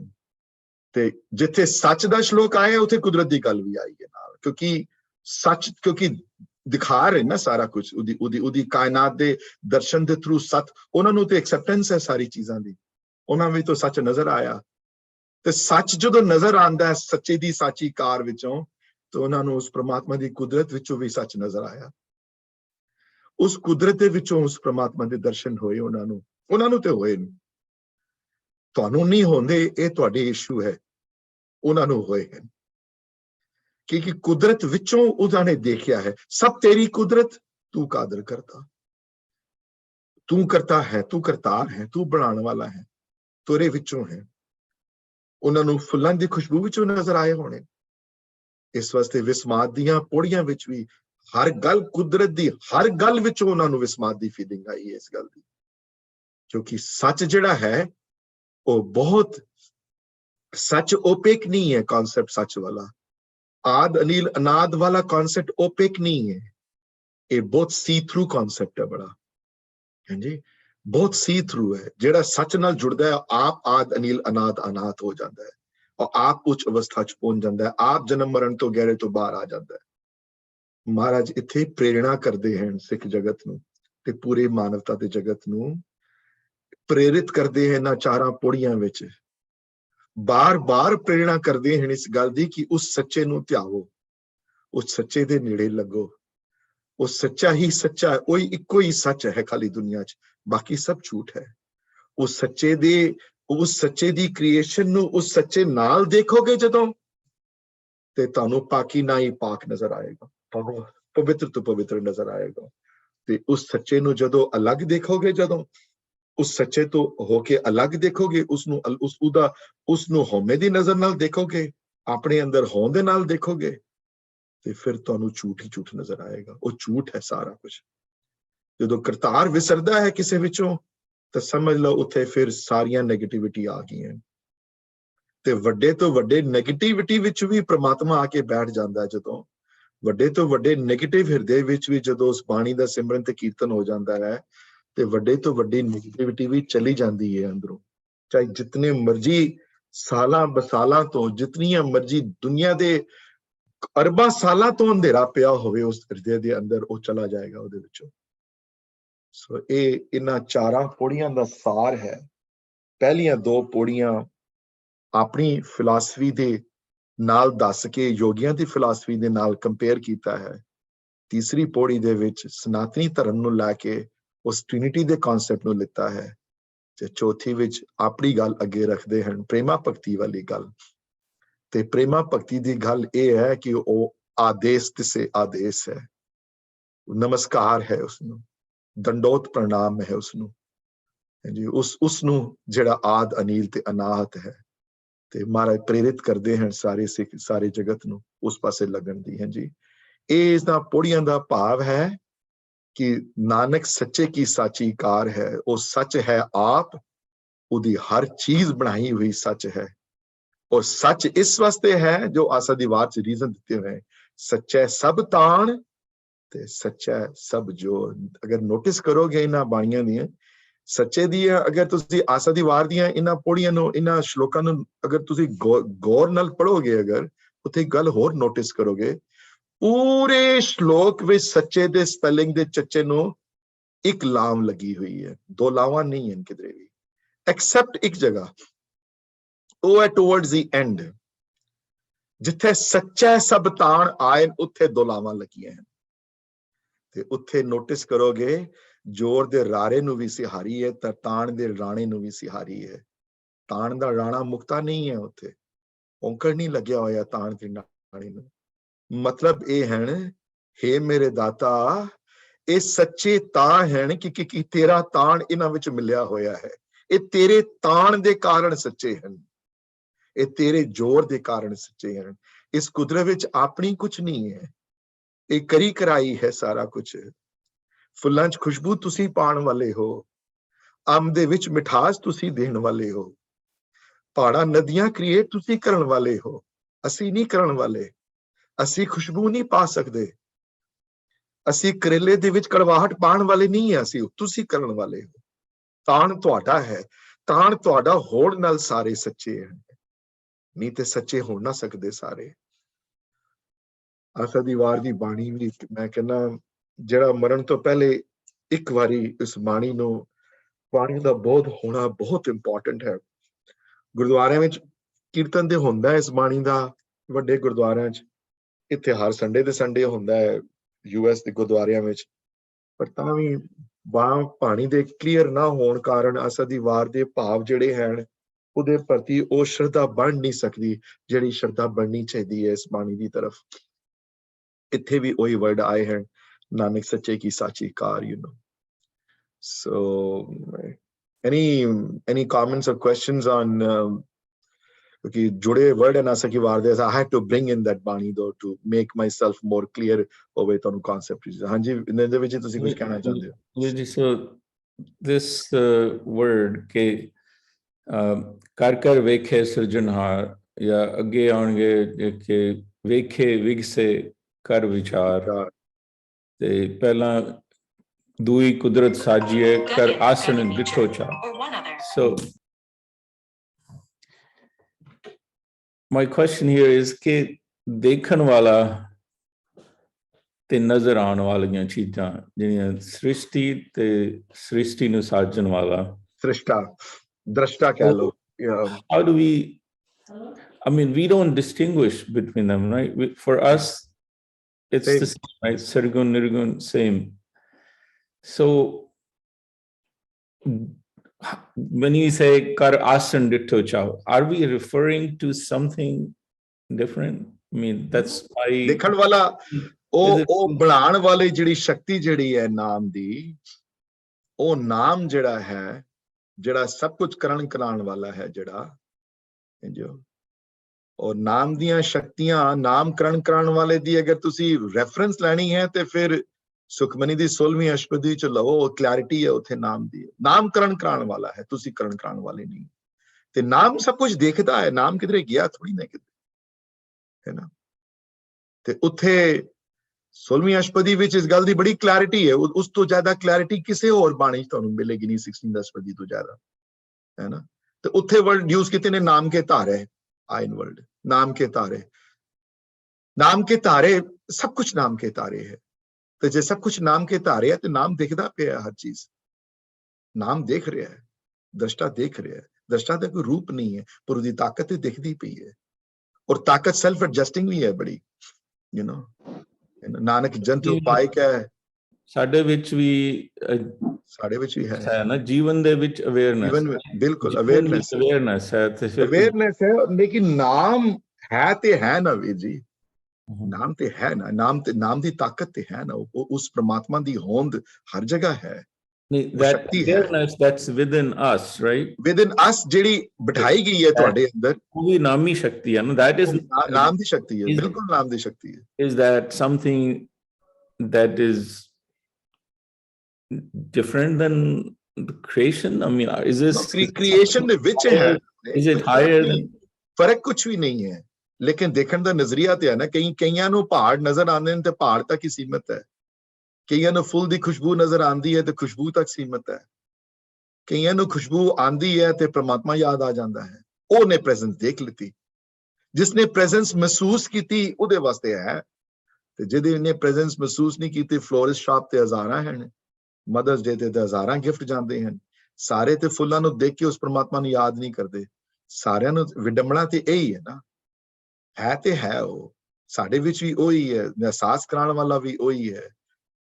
ਜਦੋਂ ਤੁਹਾਡੀ ਆਪਣੀ ਨਰਿੰਦਰ ਵੀ ਜੀ ਕੌਨਸ਼ੀਅਸਨੈਸ ਜਦੋਂ ਹਾਇਰ ਹੋਏਗੀ ਨਾ, ਇਹਨਾਂ ਚੀਜ਼ਾਂ ਦਾ ਜਵਾਬ ਤੁਹਾਨੂੰ ਖੁਦ ਮਿਲੇਗਾ। ਉਸ ਉੱਚੇ ਨਾਲ ਜਦੋਂ ਰਿਲੇਸ਼ਨਸ਼ਿਪ ਤੁਹਾਡੀ ਬਣੇਗੀ ਨਾ ਆਪਣੀ, ਜਦੋਂ ਬੰਦਗੀ ਵਾਲਾ ਜੀਵਨ ਮਿਲੇਗਾ ਕਿਸੇ ਨੂੰ, ਜਿਤਨੀ ਬੰਦਗੀ ਕਿਸੇ ਦੀ ਸਟਰੋਂਗ ਹੋਏਗੀ ਤਾਂ ਇਹ ਜਵਾਬ ਤੁਹਾਨੂੰ ਖੁਦ ਬਖੁਦ ਮਿਲਣਗੇ। ਮੈਨੂੰ ਕਹਿਣ ਦੀ ਲੋੜ ਨਹੀਂ ਪਏਗੀ, ਮੈਨੂੰ ਕੋਈ ਸਮਝਾਉਣ ਦੀ ਵੀ ਲੋੜ ਨਹੀਂ ਪਏਗੀ, ਕਰਨ ਦੀ ਲੋੜ ਨਹੀਂ ਪਏਗੀ, ਖੁਦ ਬਖੁਦ ਤੁਹਾਨੂੰ ਮਿਲਣਗੇ। ਪਰ ਉਸ ਵਰਗਾ ਜੀਵਨ, ਉਸ ਉੱਚੇ ਵਰਗਾ ਜੀਵਨ, ਉਸ ਉੱਚੇ ਵਰਗੇ ਪਹਿਲੇ ਬਣੀਏ ਤਾਂ ਉਸ ਉੱਚੇ ਨੂੰ ਜਾਣ ਸਕਦੇ ਹਾਂ, ਤਾਂ ਉਸ ਉੱਚੇ ਦੀਆਂ ਗੱਲਾਂ ਕਰ ਸਕਦੇ ਹਾਂ। ਹੁਣ ਤੱਕ ਇਹ ਸਭ ਸਿਰਫ ਮੀਅਰ ਟਾਕ ਹੈ ਹਾਲੇ ਖਾਲੀ। ਜਿਨ੍ਹਾਂ ਨੇ ਕੀਤਾ ਹੈ ਕੰਮ, ਜਿਨ੍ਹਾਂ ਨੇ ਦੇਖਿਆ ਹੈ, ਜਿਨ੍ਹਾਂ ਨੇ ਬੰਦਗੀ ਕੀਤੀ ਹੈ, ਉਹਨਾਂ ਨੂੰ ਪਤਾ ਇਸ ਗੱਲ ਦਾ। ਜਿਹੜੇ ਬੰਦਗੀ ਕਰਨ ਵਾਲੇ ਹਨ, ਜਿਹੜੇ ਭਗਤੀ ਕਰਨ ਵਾਲੇ ਹਨ, ਉਹ ਫਿਰ ਥਿਓਰੀਟੀਕਲ ਗੱਲ ਨਹੀਂ, ਉਹਨਾਂ ਨੂੰ ਖੁਦ ਮਹਿਸੂਸ, ਉਹਨੂੰ ਖੁਦ ਰਸਤਾ ਜਿਹੜਾ ਉਹਨਾਂ ਨੂੰ ਪਤਾ ਲੱਗ ਜਾਂਦਾ ਹੈ। ਤੇ ਇਹ ਥੋੜੇ ਬਹੁਤ ਆਪਣੇ ਐਕਸਪੀਰੀਐਂਸਿਸ ਵੀ ਹਨ, ਥੋੜੇ ਬਹੁਤ ਦੂਸਰਿਆਂ ਤੋਂ ਦੇਖੇ ਹੋਏ ਐਕਸਪੀਰੀਐਂਸਿਸ ਹਨ ਮੇਰੇ ਆਪ। ਸੋ ਮੇਰਾ ਭਰੋਸਾ ਕਰੋ ਇਸ ਗੱਲ ਤੇ, ਜੇ ਇਸ ਰਸਤੇ ਤੇ ਚੱਲੋਗੇ ਤੁਸੀਂ ਤੇ ਗੁਰੂ ਤੁਹਾਨੂੰ ਆਪ ਉਹਨਾਂ ਚੀਜ਼ਾਂ ਦਾ ਜਿਹੜਾ ਗਿਆਨ ਤੁਸੀਂ ਢੂੰਡਦੇ ਪਏ ਹੋ, ਜਿਹੜੇ ਕੁਐਸਚਨ ਤੁਸੀਂ ਢੂੰਡ ਰਹੇ ਹੋ, ਉਹਨਾਂ ਕੁਐਸਚਨ ਦਾ ਆਨਸਰ ਤੁਹਾਨੂੰ ਹਨ ਖੁਦ ਬਖੁਦ ਮਿਲਣੇ ਸ਼ੁਰੂ ਹੋ ਜਾਣਗੇ। ਤੁਹਾਨੂੰ ਕਰਨ ਦੀ ਲੋੜ ਨਹੀਂ ਪਏਗੀ। ਸਡਨਲੀ ਤੁਹਾਨੂੰ ਪ੍ਰੈਜ਼ੈਂਸ ਜ਼ਿਆਦਾ ਫੀਲ ਹੋਏਗੀ ਉਸ ਦੀ ਹਰ ਜਗ੍ਹਾ, ਸਡਨਲੀ ਤੁਹਾਨੂੰ ਯਾਦ ਜ਼ਿਆਦਾ ਆਏਗੀ ਉਸ ਦੀ ਹਰ ਜਗ੍ਹਾ ਤੋਂ, ਸਡਨਲੀ ਤੁਹਾਡੇ ਆਪਣਿਆਂ ਵਿੱਚੋਂ ਉਹ ਆਪ ਨਜ਼ਰ ਆਉਣਾ ਸ਼ੁਰੂ ਹੋ ਜਾਏਗਾ। ਇਹ ਗੱਲਾਂ ਹੁਣ ਵੈਸੇ ਹੁਣ ਥਿਉਰੀ ਹੈ ਸਾਰੀ, ਜਦ ਤੱਕ ਬੰਦਾ ਕਰੇ ਨਾ। ਸੁਮੀਤ ਜੀ, ਤੁਸੀਂ ਕੁਝ ਕਹਿਣਾ ਚਾਹੁੰਦੇ ਹੋ? ਇਹ ਜਗ ਸੱਚੇ ਕੀ ਹੈ ਕੋਠੜੀ, ਸਿਰਫ 2 ਲਾਈਨ ਇਹ ਤੁਸੀਂ ਐਕਸਪਲੇਨ। ਸੱਚੇ ਦੀ ਕੋਠੜੀ ਤੇ ਹੈ ਹੀ ਹੈ, ਤੇ ਸੱਚੇ ਦਾ ਵਿਸ਼ਵਾਸ ਹੈ, ਵਾਸ ਵੀ ਸੱਚੇ ਦਾ ਹੀ ਹੈ, ਕੋਠੜੀ ਵੀ ਸੱਚੇ ਦੀ ਹੈ। ਪਰ ਹੁਣ ਸੱਚੇ ਦੀ ਕੋਠੜੀ ਦੇ ਉੱਤੇ ਹੁਣ ਕੋਈ ਮੈਲੀ ਚਾਦਰਾਂ ਪਾ ਦੇਵੇ ਉਹਦੇ ਉੱਤੇ, ਤੇ ਫਿਰ ਹੁਣ ਉਹ ਝੂਠਾ ਬਣ ਜਾਏ, ਤੇ ਉਹ ਫਿਰ ਕਵੇ ਜੀ ਹੁਣ ਝੂਠਾ ਹੀ ਹੈ ਕੰਮ, ਤੇ ਝੂਠ ਥੋੜੀ ਨਾ ਕੋਈ। ਵਾਸ ਤੇ ਸੱਚੇ ਦਾ ਹੀ ਹੈ ਅੰਦਰ, ਬਣਾਇਆ ਤਾਂ ਉਹਨਾਂ ਵਾਸਤੇ ਗਿਆ ਸੀ ਕਿ ਜਿਹੜੇ ਸੱਚੇ ਹਨ। ਕੋਠੜੀ ਤੇ ਸੱਚੇ ਦੀ ਹੈ, ਬਣਾਈ ਜੇ ਸੱਚੇ ਨੇ ਹੋਈ, ਤੇ ਜੇ ਸੱਚੇ ਨੇ ਬਣਾਈ ਹੈ ਤੇ ਸੱਚੇ ਦੀ ਕੋਠੜੀ ਹੋਏਗੀ। ਫਿਰ ਹੁਣ ਤੁਹਾਨੂੰ ਨਜ਼ਰ ਨਹੀਂ ਆਉਂਦੀ ਸੱਚੇ ਦੀ ਕੋਠੜੀ। ਇੱਕ ਨਾ ਹੁਕਮ ਮਨਾਏ ਲੈ, ਇੱਕ ਨਾ ਦੇ ਉੱਤੇ ਇੱਕ ਕਿਸੇ ਤੇ ਕਿਰਪਾਲੂ ਹੈ, ਤਾਂ ਆਪਣੇ ਹੁਕਮ ਵਿੱਚ ਬਣਵਾ ਕੇ ਉਸ ਨੂੰ ਅੱਗੇ ਲੈ ਜਾਂਦਾ ਹੈ। ਤੇ ਇਸ ਨਾਲ ਤੇ ਕਈਆਂ ਤੇ ਨਹੀਂ ਹੈ ਹੁਕਮ, ਜਿਹਦੇ ਉੱਤੇ ਉਹਦੀ ਨਜ਼ਰ ਨਹੀਂ ਹੈ, ਉਹ ਆਪਣੇ ਕਰਮਾਂ ਦੇ ਅਨੁਸਾਰ ਦੇ ਨਾਲ ਦੁੱਖ ਪਾਉਂਦੇ ਹਨ ਬੜੇ। ਪਰ ਇੱਥੇ ਯਾਦ ਰੱਖਣਾ, ਗੁਰਮਤ ਵਿੱਚ ਕਰਮ ਦੀ ਇੰਪੋਰਟੈਂਸ ਨਹੀਂ ਹੈ ਬਹੁਤੀ, ਗੁਰਮਤ ਵਿੱਚ ਇੰਪੋਰਟੈਂਸ ਬਖਸ਼ਿਸ਼ ਦੀ ਹੈ। ਇੱਥੇ ਇਹ ਨਹੀਂ ਕਿ ਸਾਰਾ ਕੁਝ ਪ੍ਰੀ ਡੈਸਟਿਨਡ ਹੈ, ਸਾਰਾ ਕੁਝ। ਹਾਂ, ਡੈਸਟਿਨੀ ਹੈ ਜ਼ਰੂਰ, ਲੇਕਿਨ ਡੈਸਟਿਨੀ ਬਦਲ ਜਾਂਦੀ ਹੈ, ਡੈਸਟਿਨੀ ਚੇਂਜ ਹੋ ਜਾਂਦੀ ਹੈ। ਤੇ ਜੇ ਡੈਸਟਿਨੀ ਚੇਂਜ ਨਾ ਹੋਵੇ ਤੇ ਫਿਰ ਜਪਜੀ ਦੀ ਵਿਆਖਿਆ ਕਰਨ ਦੀ ਕਿਸੇ ਨੂੰ ਲੋੜ ਨਹੀਂ, ਕੀਰਤਨ ਕਰਨ ਦੀ ਲੋੜ, ਜੋ ਹੋਣਾ ਸੋ ਹੋਣਾ ਹੀ ਹੈ। ਫਿਰ ਤੇ ਬੈਠੋ ਆਰਾਮ ਨਾਲ ਘਰ, ਕੁਝ ਕਰਨ ਦੀ ਲੋੜ ਨਹੀਂ ਕਿਸੇ ਨੂੰ। ਤੇ ਸੁਖਮਨੀ ਦੀ ਹੋਰ 2 ਲਾਈਨਾਂ ਯਾਦ ਰੱਖੋ ਨਾ ਰੱਖੋ, ਇਹ ਲਾਈਨਾਂ ਜ਼ਰੂਰ ਯਾਦ ਰੱਖੋ ਕਿ ਜਾਕੋ ਆਪਣੀ ਕਰੇ ਬਖਸ਼ੀਸ਼, ਤਾਂਕਾ ਲੇਖਾ ਨਾ ਗਣੇ ਜਗਦੀਸ਼। ਉੱਥੇ ਲੇਖੇ ਨਹੀਂ ਹਨ, ਉੱਥੇ ਪਲੱਸ ਮਾਈਨਸ ਨਹੀਂ ਹੈ ਕੋਈ ਵੀ। ਪਲੱਸ ਮਾਈਨਸ ਪਲੱਸ ਵਿੱਚ ਹੋ ਜਾਂਦੇ ਹਨ, ਜੇ ਵੱਡੇ ਤੋਂ ਵੱਡੇ ਮਾਈਨਸ ਪਲੱਸ ਵਿੱਚ ਤਬਦੀਲ ਹੋ ਜਾਂਦੇ ਹਨ। ਉੱਥੇ ਇਹ ਰਸਤਾ ਜਿਨ੍ਹਾਂ ਨੇ ਅਪਣਾਇਆ ਹੈ ਉਹਨਾਂ ਨੂੰ ਪਤਾ ਹੈ, ਜਿਨ੍ਹਾਂ ਨੇ ਪਿਆਰ ਕੀਤਾ ਹੈ ਪ੍ਰਮਾਤਮਾ ਨੂੰ ਉਹਨਾਂ ਨੂੰ ਪਤਾ ਹੈ, ਜਿਹੜੇ ਭਗਤ ਜਨ ਹਨ ਜਿਹੜੇ। ਤੇ ਬੰਦਗੀ ਵਾਲਾ ਰਸਤਾ ਅਖਨਾਣਾ ਇੰਨਾ ਈਜ਼ੀ ਨਹੀਂ। ਤਾਂ ਹੀ ਭਗਤ ਫਰੀਦ ਜੀ ਨੇ, ਬਾਬਾ ਫਰੀਦ ਜੀ ਨੇ ਬੜੀ ਜਗ੍ਹਾ ਇਸ ਬੰਦਗੀ ਬਾਰੇ ਅਸੀਂ ਸ਼ਬਦ ਪੜ੍ਹਦੇ ਹੁੰਦੇ ਹਾਂ, ਉੱਥੇ ਆਇਆ ਨੇ ਕਿ ਦੇ ਫਰੀਦਾ ਖੈਰ ਦੀਜੇ ਬੰਦਗੀ, ਆਇਨ ਵਰਡ, ਭੀਖ ਹੀ ਦੇ ਦਿਓ ਬੰਦਗੀ ਮੈਨੂੰ।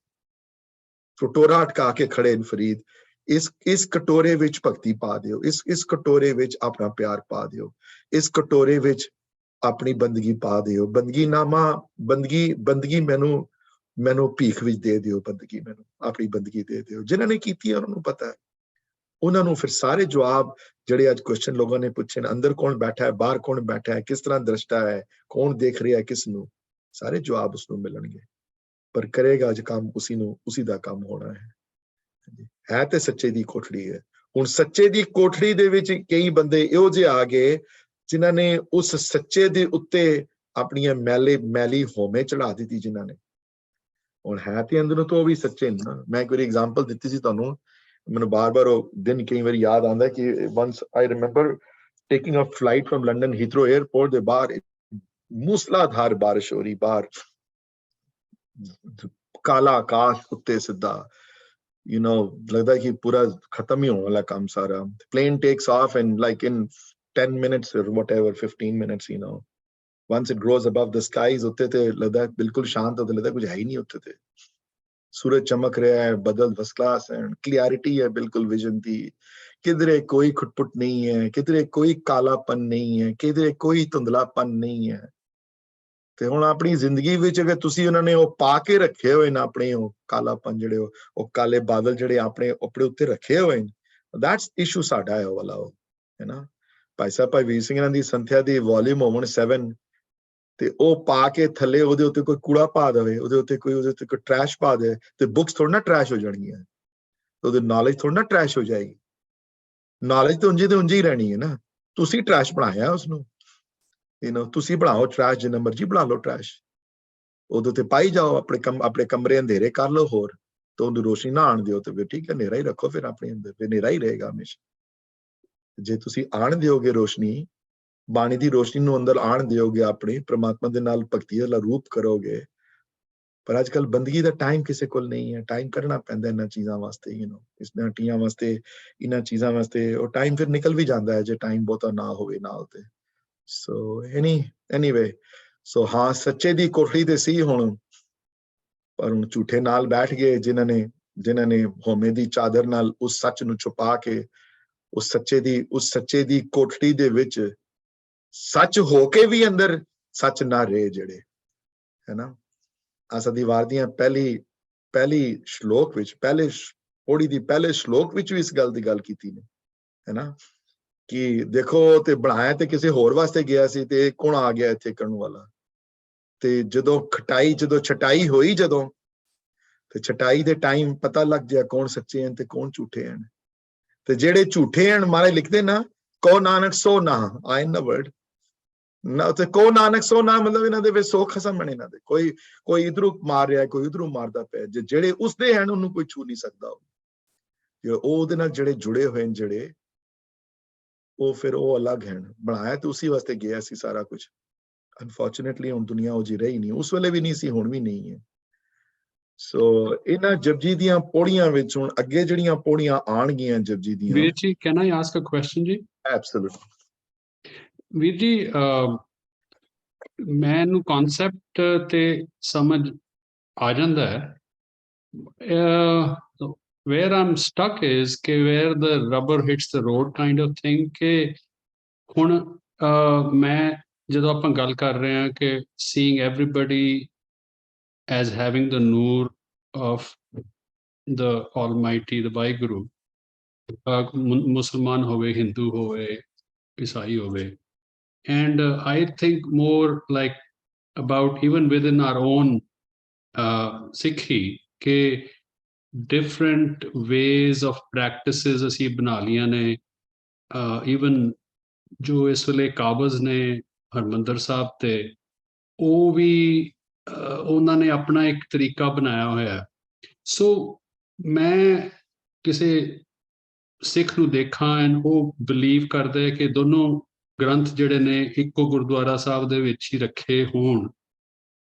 ਮੈਂ ਹੁਣ I can see that Sikh or another human being as another human being, but where is my responsibility?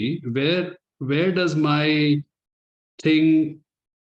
ਉੱਥੇ ਮੈਨੂੰ ਥੋੜਾ ਜਿਹਾ ਮੁਸ਼ਕਿਲ ਆ ਜਾਂਦੀ ਹੈ ਕਿ I couldn't understand your question very well, but ਤੁਹਾਡਾ ਕੰਮ ਇਹ ਹੈ ਕਿ ਉਸ ਜਿੰਨਾ ਵੀ ਬੁਰਾ ਇਨਸਾਨ ਹੋਵੇ ਉਹਦੇ ਵਿੱਚੋਂ ਫਿਰ ਵੀ ਇਹ ਦੇਖੇ ਬੰਦਾ ਕਿ ਇਹ ਪ੍ਰਮਾਤਮਾ ਦਾ ਬਣਾਇਆ ਹੋਇਆ ਹੈ, ਆਤਮਾ ਇਹਦੇ ਚ ਉਹੀ ਹੈ, ਇਹਦੇ ਕਰਮਾਂ ਦੇ ਰੀਜ਼ਨ ਦੇ ਨਾਲ ਇਹਦੇ ਵਿੱਚ ਨੈਗੇਟਿਵਿਟੀ ਆਈ ਹੈ। ਗੁਰਸਿੱਖ ਦਾ ਫਰਜ਼ ਹੈ ਕਿ ਉਸਨੂੰ ਸਿੱਧੇ ਰਸਤੇ ਤੇ ਪਾਣਾ, ਉਹਨੂੰ ਸਿੱਧਾ ਸਮਝਾਣਾ ਉਸਨੂੰ, ਤਾਂ ਕਿ ਉਹਦੀ ਆਤਮਾ ਦੇ ਉੱਤੇ ਜਿਹੜੀ ਮੈਲ ਜਿਹੜੀ ਚੜੀ ਹੋਈ ਹੈ ਜਿਹੜੀ, ਉਹ ਕਿਸੇ ਵੀ ਤਰ੍ਹਾਂ ਉਤਰ ਜਾਏ ਤੇ ਇਹਨੂੰ ਸੱਚ ਨਜ਼ਰ ਆਏ। ਇਸਨੂੰ ਇਸ ਦਾ ਮਤਲਬ ਇਹ ਨਹੀਂ ਹੈ ਕਿ ਉਹ ਜੋ ਵੀ ਨਜ਼ਰ ਆਏ ਤੇ ਉਹਦੀ ਪੂਜਾ ਕਰਨੀ ਸ਼ੁਰੂ ਕਰ ਦਿਓ ਤੇ ਉਹੀ ਪ੍ਰਮਾਤਮਾ ਦਾ ਰੂਪ ਹੈ। ਇਹ ਤਤਪਰਯ ਨਹੀਂ ਹੈ ਇਸ ਗੱਲ ਦਾ। ਤਤਪਰਯ ਇਸ ਗੱਲ ਦਾ ਹੈ ਜਿਸ ਨੂੰ ਦੇਖੋ ਉਹਦੇ ਅੰਦਰ ਰੱਬ ਦੀ ਪ੍ਰੈਜ਼ੈਂਸ ਨੂੰ ਦੇਖੋ ਕਿ ਇਹ ਜਦੋਂ ਬੰਦਾ ਪੈਦਾ ਹੋਇਆ ਸੀ ਇਹਦੇ ਵਿੱਚ ਵੀ ਕੋਈ ਪਾਪ ਪੁੰਨ ਨਹੀਂ ਸੀ ਕੋਈ, ਇਹ ਵੀ ਪਿਓਰ ਹੀ ਸੀ ਇੱਕ ਟਾਈਮ ਤੇ। ਹਾਂ, ਆਪਣੇ ਕਰਮਾਂ ਦੇ ਹਿਸਾਬ ਦੇ ਨਾਲ ਅੱਜ ਗਲਤ ਰਸਤੇ ਤੇ ਚੱਲ ਪਿਆ, ਅੱਜ ਰਸਤਾ ਠੀਕ ਨਹੀਂ ਇਸਨੇ ਅਪਣਾਇਆ। ਹਾਂ, ਇਸ ਨੂੰ ਸਿੱਖਿਆ ਦੇਣੀ ਚਾਹੀਦੀ ਹੈ, ਇਸ ਨੂੰ ਸਿੱਧੇ ਰਸਤੇ ਤੇ ਲਿਆਉਣਾ ਚਾਹੀਦਾ ਹੈ, ਤਾਂ ਕਿ ਜਿਹੜਾ ਅੰਦਰਲਾ ਸੱਤ ਜਿਹੜਾ ਇਹਦੇ ਅੰਦਰ ਬੈਠਾ ਹੋਇਆ ਹੈ, ਜਿਹੜੀ ਅੰਦਰਲੀ ਆਤਮਾ ਇਹਦੇ ਅੰਦਰ ਜਿਹੜੀ ਹੈ, ਉਸ ਆਤਮਾ ਦੇ ਦਰਸ਼ਨ ਇਹ ਕਰ ਸਕੇ ਤੇ ਪਹਿਚਾਣ ਸਕੇ ਆਪਣੇ ਆਪ ਨੂੰ। ਸੋ ਇੱਥੇ ਤਤਪਰਯ ਉਹ ਨਹੀਂ ਹੈ ਜੋ ਤੁਸੀਂ ਸਮਝਿਆ ਉੱਥੇ। ਇੱਥੇ ਇਹ ਹੈ ਕਿ ਮਾੜੇ ਤੋਂ ਮਾੜਾ ਬੰਦਾ ਵੀ ਆਏ ਤੇ ਉਹਦੇ ਨਾਲ ਘਿਣਾ ਨਾ ਕਰੋ, ਉਹਦੇ ਨਾਲ ਹੇਟ ਦਾ ਵਰਤਾਵ ਨਾ ਰੱਖੋ। ਮਹਾਰਾਜ ਦੇਖੋ, 4 ਸਾਹਿਬਜ਼ਾਦੇ ਸ਼ਹੀਦ ਹੋਏ, ਜ਼ਫਰਨਾਮਾ ਲਿਖਿਆ ਤੇ ਜ਼ਫਰਨਾਮੇ ਵਿੱਚ ਲਾਂਤਾਂ ਵੀ ਪਾਈਆਂ ਉਸਨੂੰ ਕਿ ਤੂੰ ਕਰਦਾ ਕੀ ਪਿਆ, ਤੂੰ ਕਿਉਂ ਜਾ ਮੁਸਲਮਾਨ ਹੈ, ਤੂੰ ਆਪਣੇ ਕੁਰਾਨ ਦੀ ਆਇਤਾਂ ਦੇ ਅਗੇਂਸਟ ਚੱਲਦਾ ਪਿਆ। ਉਹਦੀ ਸਿਫਤ ਵੀ ਕੀਤੀ ਜਿੱਥੇ ਸਿਫਤ ਕਰਨੀ ਸੀ। ਤੇ ਮਹਾਰਾਜ ਨੇ ਪੂਰੇ ਜ਼ਫਰਨਾਮੇ ਵਿੱਚ ਔਰੰਗਜ਼ੇਬ ਨੂੰ ਸਮਝਾਉਣ ਦੀ ਕੋਸ਼ਿਸ਼ ਕੀਤੀ ਹੈ ਕਿ ਮੁਸਲਮਾਨ ਹੈ ਤੇ ਦੇਖ ਤੇ ਸਹੀ ਕੁਰਾਨ ਕੀ ਕਹਿੰਦੀ ਹੈ, ਕੁਰਾਨ ਦੀ ਆਇਤਾਂ ਕੀ ਕਹਿੰਦੀਆਂ, ਤੂੰ ਕੀ ਕਰਦਾ ਪਿਆ, ਤੂੰ ਤੇਰੇ ਅੰਦਰ ਕਿਹੜੀ ਮੈਲ ਚੜੀ ਹੋਈ ਹੈ ਤੈਨੂੰ। ਸੋ ਇੱਥੇ ਮੈਸੇਜ ਇਹ ਹੈ ਕਿ ਬੁਰੇ ਤੋਂ ਬੁਰੇ ਇਨਸਾਨ ਨਾਲ ਕੋਸ਼ਿਸ਼ ਕਰੇ ਜਿੱਦ ਤੱਕ ਹੋ ਸਕੇ ਉਹਦੇ ਨਾਲ ਘ੍ਰਿਣਾ ਨਾ ਕਰਕੇ ਉਸਨੂੰ ਆਪਣੇ ਸੱਚ ਦੇ ਨਾਲ ਰਿਸ਼ਤਾ ਜੋੜਨ ਦੀ ਕੋਸ਼ਿਸ਼ ਕਰੇ ਉਹਦੇ ਨਾਲ। ਤੇ ਜਿਹੜੇ ਤੁਹਾਡੇ ਆਪਣੇ اخلاق ਹਨ ਜਿਹੜੇ ਨਹੀਂ ਮਿਲਦੇ, for example you meet somebody and you don't like his ways or whatever, that's up to you what you don't want to, if there are differences of opinion or something like that, ਤੇ ਮੇਰੇ difference of opinion ਜਾਂ ਤੁਹਾਡੇ difference of opinion ਨਹੀਂ ਹੋਣੇ ਚਾਹੀਦੇ। ਤੁਹਾਨੂੰ ਗੁਰਮਤ ਦੇ ਹਿਸਾਬ ਦੇ ਨਾਲ ਦੇਖਣਾ ਚਾਹੀਦਾ ਕਿ ਗੁਰਮਤ ਕੀ ਕਹਿੰਦੀ ਹੈ। ਜੋ ਗੁਰਮਤ ਕਹਿੰਦੀ ਹੈ ਉਹ ਠੀਕ ਹੈ। And I don't like when people tell me or anybody, ਮੈਂ ਕਲਾਸ ਵਿੱਚ ਇਹ ਗੱਲ ਕਹਿੰਦਾ, ਮੈਨੂੰ ਸੁਣਨਾ ਪਸੰਦ ਨਹੀਂ ਹੈ ਕਿ ਮੇਰੇ ਹਿਸਾਬ ਨਾਲ ਇਹ ਠੀਕ ਹੈ। I think this is the way it should happen. I think he's right and he's wrong. No, you don't have any authority to say who's right and who's wrong. Guru Granth Sahib Maharaj the philosophy ਕੀ ਕਹਿੰਦੀ ਹੈ ਇਹਦੇ ਉੱਤੇ, ਬਾਣੀ ਦਾ ਕੀ ਵਿਚਾਰ ਹੈ ਤੇ ਉਹ ਠੀਕ ਹੈ। ਤੁਸੀਂ ਨਹੀਂ ਠੀਕ, ਨਾ ਮੈਂ ਠੀਕ ਹਾਂ, ਨਾ ਕੋਈ ਹੋਰ ਠੀਕ ਹੈ। ਤੇ ਭਾਈ ਸਾਹਿਬ ਵੀਰ ਸਿੰਘ ਇਹਨਾਂ ਨੂੰ ਪੜ੍ਹ ਲਓ। ਮੈਂ ਕਹਿੰਦਾ ਕੋਈ ਉਹਨਾਂ ਦੀ ਇੱਕ ਕਿਤਾਬ ਮੈਨੂੰ ਦੱਸ ਦਿਓ ਜਿੱਥੇ ਲਿਖਿਆ ਹੋਣਾ ਇਹ ਮੇਰੇ ਵਿਚਾਰ ਹਨ। ਉਹ ਕਦੀ ਨਹੀਂ ਕਹਿਣਗੇ। ਉਂਝ ਫੁੱਟਨੋਟ ਤੇ ਫੁੱਟਨੋਟ ਹੋਣਗੇ ਥੱਲੇ ਉਹਨਾਂ ਦੇ। ਇਹ ਸੰਥਿਆ, ਇਹ ਜਪਜੀ ਸੰਥਿਆ ਪੜ੍ਹ ਲਓ ਤੁਸੀਂ, ਇਹਨਾਂ ਪੌੜੀਆਂ ਦੀ ਸੰਥਿਆ ਪੜ੍ਹ ਲਓ ਜਿਹੜੀਆਂ ਪੌੜੀਆਂ ਅੱਜ ਮੈਂ ਡਿਸਕਸ ਕੀਤੀਆਂ, ਜਿਹੜੀਆਂ ਉਹ ਪਤਾ ਨਹੀਂ 50 ਫੁੱਟਨੋਟ ਥੱਲੇ ਦਿੱਤੇ ਹੋਣਗੇ ਬਾਣੀ ਦੇ। ਬਾਣੀ ਤੋਂ ਐਗਜ਼ਾਮਪਲ ਹੈ, ਉਹਨਾਂ ਨੇ ਆਪਣੀ ਮਤ ਨਹੀਂ ਯੂਜ਼ ਕਰਨੀ, ਉਹਨਾਂ ਨੇ ਕਦੀ ਕੀਤੀ ਨਹੀਂ ਅੱਜ ਤੱਕ, ਨਾ ਭਾਈ ਨੰਦ ਲਾਲ ਜੀ ਨੇ ਕੀਤੀ ਹੈ। ਸੋ ਕਦੀ ਵੀ ਇਹ ਨਾ ਸੋਚੋ ਵੀਰ ਜੀ ਕਿ ਮੇਰੇ ਹਿਸਾਬ ਨਾਲ ਇਹ ਰਾਈਟ ਹੈ ਜਾਂ ਉਹਦੇ ਹਿਸਾਬ ਨਾਲ ਇਹ ਰਾਈਟ ਹੈ। ਉਹ ਕਹਿੰਦਾ ਕਿ ਕੇਸ ਨਾ ਰੱਖੋ, ਉਹ ਇਹ ਕਹਿੰਦਾ ਕਿ ਬਾਣੀ ਨਾ ਪੜੋ, ਉਹ ਇਹ ਕਹਿੰਦਾ ਕਿ ਕੀਰਤਨ ਨਾ ਸਿੱਖੋ, ਉਹ ਇਹ ਕਹਿੰਦਾ ਕਿ ਰਾਗਾਂ 'ਚ ਕਰਨਾ ਠੀਕ ਨਹੀਂ ਹੈ ਕੀਰਤਨ। ਮੇਰੇ ਹਿਸਾਬ ਨਾਲ ਇਹ ਵੀ, ਤੁਹਾਡੇ ਹਿਸਾਬ ਨਾਲ ਕੁਝ ਵੀ ਠੀਕ ਨਹੀਂ ਹੈ। ਪਹਿਲਾ ਫਰਜ਼ ਇਹ ਹੈ ਤੁਹਾਡਾ ਕਿ ਗੁਰਮਤ ਕਿੱਥੇ ਸਟੈਂਡ ਕਰਦੀ ਹੈ, ਉੱਥੇ ਗੁਰਮਤ ਕੀ ਹੈ ਤੇ ਗੁਰਮਤ ਦੀ ਡੈਫੀਨੇਸ਼ਨ ਕੀ ਹੈ। ਗੁਰਮਤ ਦੀ ਡੈਫੀਨੇਸ਼ਨ ਜਪਜੀ ਹੈ। ਗੁਰਮਤ ਦੀ ਡੈਫੀਨੇਸ਼ਨ ਗੁਰੂ ਗ੍ਰੰਥ ਸਾਹਿਬ ਮਹਾਰਾਜ ਦੀ ਬਾਣੀ ਹੈ। ਗੁਰਮਤ ਦੀ ਡੈਫੀਨੇਸ਼ਨ ਜਾਪ ਸਾਹਿਬ ਵਿੱਚ ਹੈ। ਗੁਰਮਤ ਦੀ ਡੈਫੀਨੇਸ਼ਨ ਅਕਾਲ ਉਸਤਤ ਵਿੱਚ ਹੈ। ਗੁਰਮਤ ਦੀ ਡੈਫੀਨੇਸ਼ਨ ਭਾਈ ਨੰਦ ਲਾਲ ਜੀ ਤੇ ਬਾਣੀ ਵਿੱਚ ਹੈ। ਗੁਰਮਤ ਦੀ ਡੈਫੀਨੇਸ਼ਨ ਭਾਈ ਗੁਰਦਾਸ ਦੀ ਵਾਰਾਂ ਵਿੱਚ ਹੈ। ਉਹ ਕਿੱਥੇ ਖੜੀਆਂ ਹੋਈਆਂ ਸਾਰੀਆਂ, ਉਹ ਕੀ ਕਹਿ ਰਹੇ ਹਨ, ਉਹ ਕਿੱਥੇ ਹੈ ਮਤ ਉਹਨਾਂ ਦੀ। ਹਾਂ, ਉਹ ਬੰਦਾ ਜਿਹੜਾ ਤੁਹਾਨੂੰ ਖਰਾਬ ਨਜ਼ਰ ਆ ਰਿਹਾ ਹੈ, ਜੇ ਉਹ ਗੁਰੂ ਦੀ ਮਤ ਨਹੀਂ ਫੋਲੋ ਕਰਦਾ ਪਿਆ, ਉਹਨੂੰ ਉਹਦੇ ਨਾਲ ਘ੍ਰਿਣਾ ਨਾ ਕਰਕੇ ਉਸਨੂੰ ਸਿੱਧੇ ਰਸਤੇ ਤੇ ਪਾਉਣ ਦੀ ਕੋਸ਼ਿਸ਼ ਕਰਨੀ, ਉਹ ਵੀ ਪਿਆਰ ਨਾਲ, ਉਹ ਵੀ ਝੋਲੇ ਨਾਲ ਨਹੀਂ, ਉਹ ਵੀ ਕਿਸੇ ਜ਼ਬਰਦਸਤੀ ਨਹੀਂ। ਨਹੀਂ ਤੂੰ ਨਹੀਂ ਮੰਨੇਗਾ ਤੈਨੂੰ ਮਾਰ ਦਿਆਂਗੇ, ਤੂੰ ਬੁਰਾ ਹੈ, ਉਂਝ ਨਹੀਂ। ਮਹਾਰਾਜ ਨੇ ਕਦੀ ਇਹ ਜਿਹੀਆਂ ਗੱਲਾਂ ਨਹੀਂ ਕੀਤੀਆਂ। ਉਹਨਾਂ ਨੇ ਆਪ ਹਰ ਇੱਕ ਨੂੰ ਪਿਆਰ ਨਾਲ ਸਮਝਾਇਆ ਹਰ ਗੱਲ ਨੂੰ। So I hope that was clear ਵੀਰ ਜੀ। ਸੋ ਇਹ ਨਹੀਂ ਹੈ ਕਿ ਉਹ ਤੁਹਾਨੂੰ ਉਦੋਂ ਉਹ ਬੰਦਾ ਜਿਹੜੇ ਤੁਹਾਡੇ ਨਾਲ ਖਿਆਲ ਨਹੀਂ ਮਿਲਦੇ ਤੁਹਾਡੇ, ਇਹ ਕਦੀ ਨਹੀਂ ਮੈਂ ਸੁਣਾ ਦੁਬਾਰਾ। ਤੁਹਾਡੇ ਨਾਲ ਖਿਆਲ ਨਾਲ ਮੇਰਾ ਕੋਈ ਮਤਲਬ ਨਹੀਂ ਉਹਦੇ ਨਾਲ, ਉਹਨਾਂ ਦੇ ਖਿਆਲ ਗੁਰਮਤ ਨਾਲ ਮਿਲਦੇ ਨੇ ਕਿ ਨਹੀਂ ਮਿਲਦੇ ਉਹਦੇ ਉੱਤੇ ਮਤਲਬ ਹੈ। ਤੇ ਮੈਂ ਇੱਕ ਵੀਰ ਜੀ ਇੱਕ ਬੁੱਕ ਤੁਹਾਨੂੰ ਰეკਮੈਂਡ ਕਰਦਾ, ਮੈਂ ਬੜੀ ਵਾਰੀ ਕੀਤੀ ਹੋਈ ਰეკਮੈਂਡ, ਸ਼ਾਇਦ ਤੁਹਾਡੇ ਕੋਲ ਹੋਵੇ ਵੀ ਆਲਰੇਡੀ। ਭਾਈ ਜੋਤ ਸਿੰਘਰਾਂ ਦੀ ਲਿਖੀ ਹੋਈ ਬੁੱਕ ਹੈ ਗੁਰਮਤ ਨਿਰਣੇ, ਤੇ ਉੱਥੇ ਤੱਤੇ ਨੂੰ ਸਿਹਾਰੀ ਹੈ ਗੁਰਮਤ ਦੇ। ਉਸ ਬੁੱਕ ਵਿੱਚ ਉਹਨਾਂ ਨੇ ਹਰ ਕਨਸੈਪਟ ਨੂੰ ਗੁਰਮਤ ਅਨੁਸਾਰ, ਬਾਣੀ ਅਨੁਸਾਰ ਡਿਸਕਸ ਕੀਤਾ ਹੋਇਆ ਹੈ। ਪੜ੍ਹੋ ਉਸ ਬੁੱਕ ਨੂੰ ਵੀਰ ਜੀ, ਤੁਹਾਨੂੰ ਗੁਰਮਤ ਦੇ ਉੱਤੇ ਕਲੈਰਿਟੀ ਹੋਏਗੀ। ਗੁਰੂ ਕੌਣ ਹੈ, ਬਾਣੀ ਕੀ ਹੈ, ਪਰਮਾਤਮਾ ਕੀ ਹੈ, ਸਤਸੰਗਤ ਕੀ ਹੈ, ਪਰਮਾਤਮਾ ਕੀ ਹੈ, ਨਿਰਗੁਣ ਕੀ ਹੈ, ਸਰਗੁਣ ਕੀ ਹੈ, ਨਾਮ ਕੀ ਹੈ, ਸ਼ਬਦ ਕੀ ਹੈ। ਤੇ ਇਸ ਚੀਜ਼ ਦੇ ਉੱਤੇ ਜਦੋਂ ਤੁਹਾਨੂੰ ਖੁਦ ਨੌਲੇਜ ਹੋਏਗੀ ਵੀਰ ਜੀ, ਫਿਰ ਤੁਸੀਂ ਦੂਸਰਿਆਂ ਨੂੰ ਸੰਦੇਸ਼, ਦੂਸਰਿਆਂ ਨੂੰ ਸਿੱਧੇ ਰਾਹ ਪਾਉਣ ਵਿੱਚ ਮਦਦ ਹੋਏਗੀ। ਇਹ ਨਹੀਂ ਜੋ ਤੁਸੀਂ ਸੋਚਦੇ ਹੋ ਜਾਂ ਮੈਂ ਸੋਚਦਾ, ਜੋ ਗੁਰੂ ਸੋਚਦੇ ਹਨ ਉਸ ਹਿਸਾਬ ਨਾਲ। I hope that was helpful, Vijay. I don't know what else to say. Thank you very much, Vijay. No, that's very helpful. So, ਕਦੀ ਵੀ ਕਿਸੇ ਦੀ ਵੀ ਗੱਲ ਸੁਣੋ, ਚਾਹੇ ਕਿਸੇ ਫੋਰਮ ਵਿੱਚ ਵੀ ਹੋਵੇ, ਕਦੀ ਨਾ ਇਸ ਗੱਲ ਨੂੰ ਕਾਬ ਕਰਨਾ ਕਿ ਮੇਰੇ ਹਿਸਾਬ ਨਾਲ ਇਹ ਠੀਕ ਹੈ। ਨਹੀਂ, ਤੁਸੀਂ ਕੋਈ ਨਹੀਂ ਹੋ ਇੱਥੇ ਬੋਲਣ ਵਾਲੇ। You have no, ਤੁਹਾਡਾ ਕੋਈ ਸਟੇਟਸ ਨਹੀਂ ਹੈ ਇੱਥੇ ਬੋਲਣ ਦਾ। ਕੋਈ ਇੱਥੇ ਗੁਰੂ ਬੈਠੇ ਬੋਲਣ ਵਾਲੇ, ਉਹ ਦੱਸਣਗੇ ਰਾਈਟ ਹੈ ਕਿ ਰੋਂਗ ਹੈ। ਜਪਜੀ ਨਾਲ ਕੰਪੇਅਰ ਕਰੋ ਤੇ ਜਪਜੀ ਦੀ ਤੜਕੜੀ ਤੇ ਉੱਤੇ ਜਿਹੜੀ ਗੱਲ ਪੂਰੀ ਉਤਰੇ ਉਹ ਠੀਕ ਹੈ, ਤੇ ਜੇ ਨਹੀਂ ਉਤਰੇ ਉਹ ਗਲਤ ਹੈ। I don't care who that person is.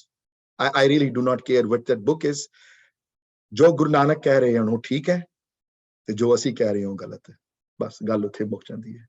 ਤੇ ਇਹ ਤਾਂ ਹੋ ਸਕਦਾ ਹੈ ਜਦੋਂ ਜਪਜੀ ਤੇ ਆਸਾ ਦੀ ਵਾਰ ਤੇ ਸੁਖਮਨੀ ਜਿਹੜੀਆਂ 3 ਮੁੰਡੀਆਂ ਬਾਣੀਆਂ ਦੀ ਤੁਹਾਨੂੰ ਇੰਟ੍ਰਿੰਸਿਕ ਅੰਦਰਲੀ ਨੌਲੇਜ ਹੋਵੇ, ਤੁਹਾਨੂੰ ਪਤਾ ਹੋਵੇ ਕਿੱਥੇ ਖੜੀ ਹੈ ਗੁਰਮਤ, ਤੁਹਾਨੂੰ ਪਤਾ ਹੋਵੇ ਨਾਮ ਕਿੱਥੇ ਖੜਾ ਹੋਇਆ ਹੈ, ਤੁਹਾਨੂੰ ਪਤਾ ਹੋਵੇ ਕ੍ਰਿਸ਼ਨ ਕਿੱਥੇ ਖੜੀ ਹੋਈ ਹੈ।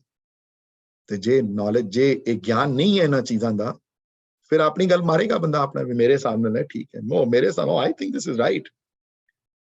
ਇਹ ਵੀ ਮੈਂ ਆਰਗੂਮੈਂਟ ਸੁਣਾ, this is a democratic country, so therefore everybody has a right to follow. This might be a democratic country, ਪਰ ਗੁਰਮਤ ਡੈਮੋਕ੍ਰੈਟਿਕ ਨਹੀਂ ਹੈ। ਹਾਂਜੀ, ਇੱਥੇ ਕੋਈ ਵੋਟ ਨਹੀਂ ਹੈ ਪਪੂਲਰ। ਹਾਂਜੀ, ਇੱਥੇ ਕੋਈ ਇਹ ਨਹੀਂ ਹੈ ਕਿ ਇੱਥੇ ਕੋਈ ਪਪੂਲਰ ਵੋਟ ਨਾਲ ਡਿਸੀਜਨ ਹੁੰਦੇ ਨੇ ਇੱਥੇ।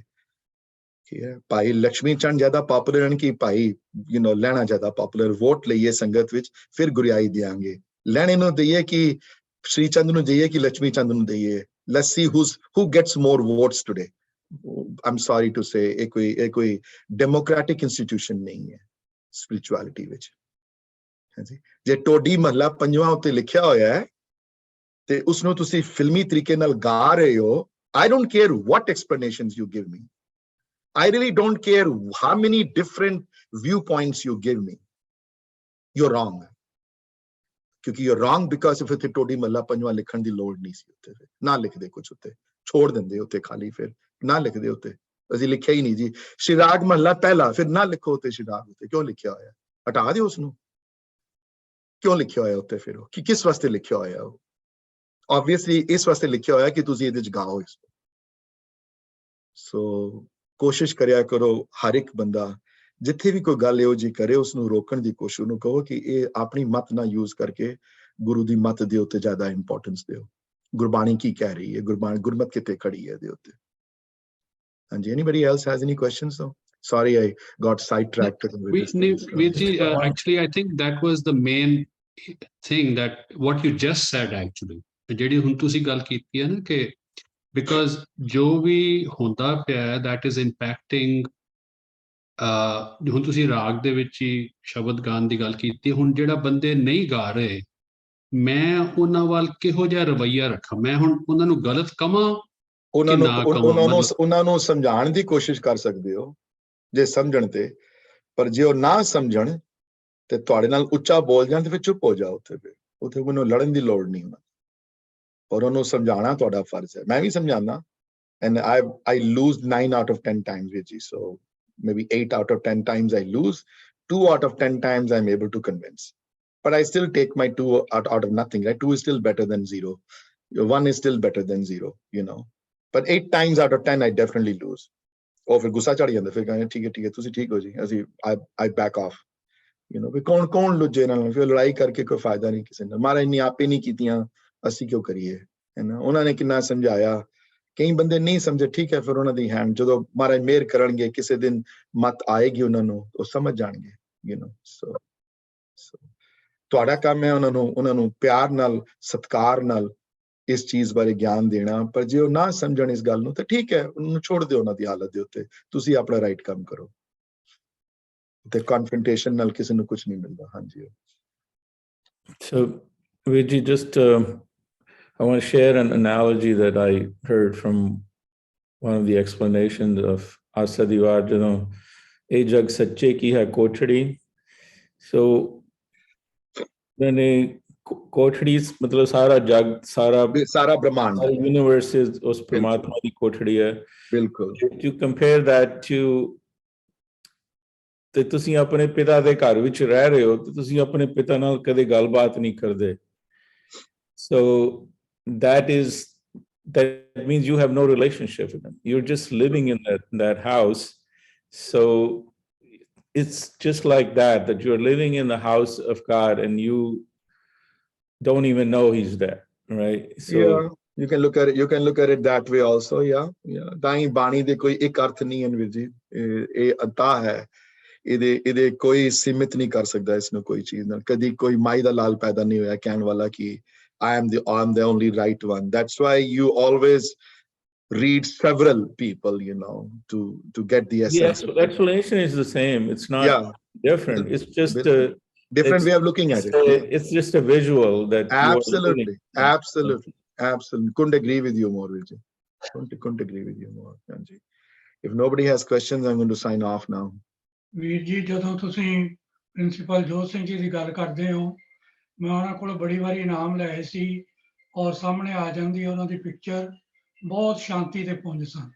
ਵੀਰ ਜੀ, ਮੇਰਾ I wish ਮੈਂ ਉਹਨਾਂ ਦੇ ਪੈਰ ਇੱਕ ਵਾਰੀ ਛੂਏ ਹੁੰਦੇ ਖਾਲੀ।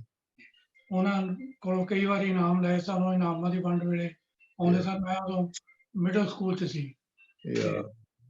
ਤੁਸੀਂ ਲੱਕੀ ਹੋ ਵੀਰ ਜੀ। ਮੈਂ I wish ਭਾਈ ਸਾਹਿਬ ਭਾਈ ਵੀਰ ਸਿੰਘ ਦੇ ਤੇ ਇਹਨਾਂ ਦੇ ਇੱਕ ਵਾਰੀ ਚਰਨ ਸਪਰਸ਼ ਕਰਨ ਦਾ ਮੈਨੂੰ ਵੀ ਮੌਕਾ ਪ੍ਰਮਾਤਮਾ ਦਿੰਦਾ, ਯੂ نو, ਇਹੋ ਜਿਹੇ ਬੰਦਿਆਂ ਦੇ ਜਿਨ੍ਹਾਂ ਦੇ ਅੰਦਰ ਪ੍ਰਮਾਤਮਾ ਵਸਦਾ ਸੀ ਆਪ। ਔਰ ਭਾਈ ਜੋਤ ਸਿੰਘ ਦੀ ਰਾਈਟਿੰਗ ਖਾਲੀ ਗੁਰਮਤ ਨਿਰਣੇ ਨਹੀਂ, ਉਹਨਾਂ ਦੀ ਹਰ ਬੁੱਕ ਵਿੱਚ ਤੁਸੀਂ ਦੇਖੋਗੇ ਗੁਰਮਤ ਉਹਨੇ ਕੀ ਚੀਖ ਕੇ ਉਹਨਾਂ ਦੀ ਰਾਈਟਿੰਗ ਵਿੱਚ ਨਿਕਲੇਗੀ। ਉਹਨਾਂ ਨੇ ਕਦੀ ਆਪਣਾ ਵਿਊ ਪੁਆਇੰਟ ਕਿਤੇ ਦਿੱਤੇ ਹੀ ਨਹੀਂ। ਗੁਰਮਤ ਨਿਰਣੇ ਵਿੱਚ ਤੇ ਪਤਾ ਨਹੀਂ ਹਜ਼ਾਰਾਂ ਐਗਜ਼ਾਮਪਲ ਨੇ ਗੁਰਬਾਣੀ ਚੋਂ। ਉਹਨੇ ਹਰ ਚੀਜ਼ ਦੀ ਐਗਜ਼ਾਮਪਲ ਜਿਹੜੀ ਹੈ ਉਹ ਗੁਰਬਾਣੀ ਤੋਂ ਦਿੱਤੀ ਹੈ। ਔਰ ਕਿਸੇ ਨੂੰ ਇਹ ਗੱਲ ਭੁੱਲ ਨਾ ਜਾਏ, ਇਹ ਬੁੱਕ ਇਤਨੀ ਇੰਪੋਰਟੈਂਟ ਹੈ ਕਿ ਇਸ ਬੁੱਕ ਦਾ ਮੁਖਬੰਧ ਜਿਹੜਾ ਹੈ ਬੁੱਕ ਦਾ, ਉਹ ਭਾਈ ਸਾਹਿਬ ਭਾਈ ਵੀਰ ਸਿੰਘ ਨੇ ਲਿਖਿਆ। And it's probably one of the strongest article I have seen him write though on this subject matter. ਔਰ ਤੁਸੀਂ ਅਗਰ ਪੜ੍ਹੋ ਉਹਨਾਂ ਦੇ, ਉਹ ਕਾਫੀ ਲੰਬਾ ਮੁਖਬੰਧ ਹੈ। ਮੈਂ 10-15 ਪੇਜ ਦਾ ਮੁਖਬੰਧ ਹੋਣਾ ਜਿਹੜਾ ਭਾਈ ਸਾਹਿਬ ਭਾਈ ਵੀਰ ਸਿੰਘ ਨੇ ਲਿਖਿਆ ਇਸ ਬੁੱਕ ਦੇ ਉੱਤੇ। ਜਿਹੜਾ ਕਦੀ ਟਾਈਮ ਮਿਲਿਆ, ਟਾਈਮ ਨਹੀਂ ਹੈ ਨਾ ਕਿਸੇ ਕੋਲ, that's the problem. ਟਾਈਮ ਦੀ ਬੜੀ ਕਿੱਲਤ ਹੈ ਕਿਸੇ ਕੋਲ। ਸੋ ਕਦੀ ਟਾਈਮ ਮਿਲਿਆ ਤੇ ਫੁੱਲਾ ਵੀ ਤੁਸੀਂ ਜ਼ਰੂਰ ਪੜ੍ਹਿਓ ਉਹ ਜਿਹੜਾ ਮੁਖਬੰਧ ਜਿਹੜਾ ਗੁਰਮਤ ਨਿਰਣੇ ਦਾ ਜਿਹੜਾ ਮੁਖਬੰਧ ਜਿਹੜਾ ਭਾਈ ਸਾਹਿਬ ਭਾਈ ਵੀਰ ਸਿੰਘ ਨੇ ਲਿਖਿਆ, ਇੱਕ ਵਾਰੀ ਪੜ੍ਹਿਓ ਜ਼ਰੂਰ। ਹੈਗੀ ਆ ਬੁੱਕ ਜੀ, ਤੁਸੀਂ ਪੜ੍ਹਨਾ ਜੀ। ਜਿਹੜੇ ਬਿਗਨਿੰਗ ਜਿਹੜੇ 10-15 ਪੇਜ ਜਿਹੜੇ ਹਨ ਉਹਨਾਂ ਦੇ ਲਿਖੇ ਹੋਏ। ਹਾਂਜੀ। Okay, if nobody has any question, I'm going to sign off now. 1, 2 and 3, no questions. Waheguru ji ka khalsa, Waheguru ji ki fateh. Thank you, Veer ji. Thank you ji. Thank you. So nice. Thank you. Oh, you're welcome. Thank you ji. ਥੋੜੀਆਂ ਰਹਿਣੀਆਂ ਨੇ ਪੌੜੀਆਂ ਤੇ ਉਸ ਤੋਂ ਬਾਅਦ ਫਿਰ I'm also going to take a little summer break after a couple of weeks, and I need some time off too from preparation and everything. Then I think I'm going to do 1 or 2 more podis, and then we'll just take some few weeks break though, and then I'll come back and finish the Japji di puri jadiyan hain age jaake. Hanji. Okay ji. Chal. Wajah Khalsa, Wajah Fateh ji.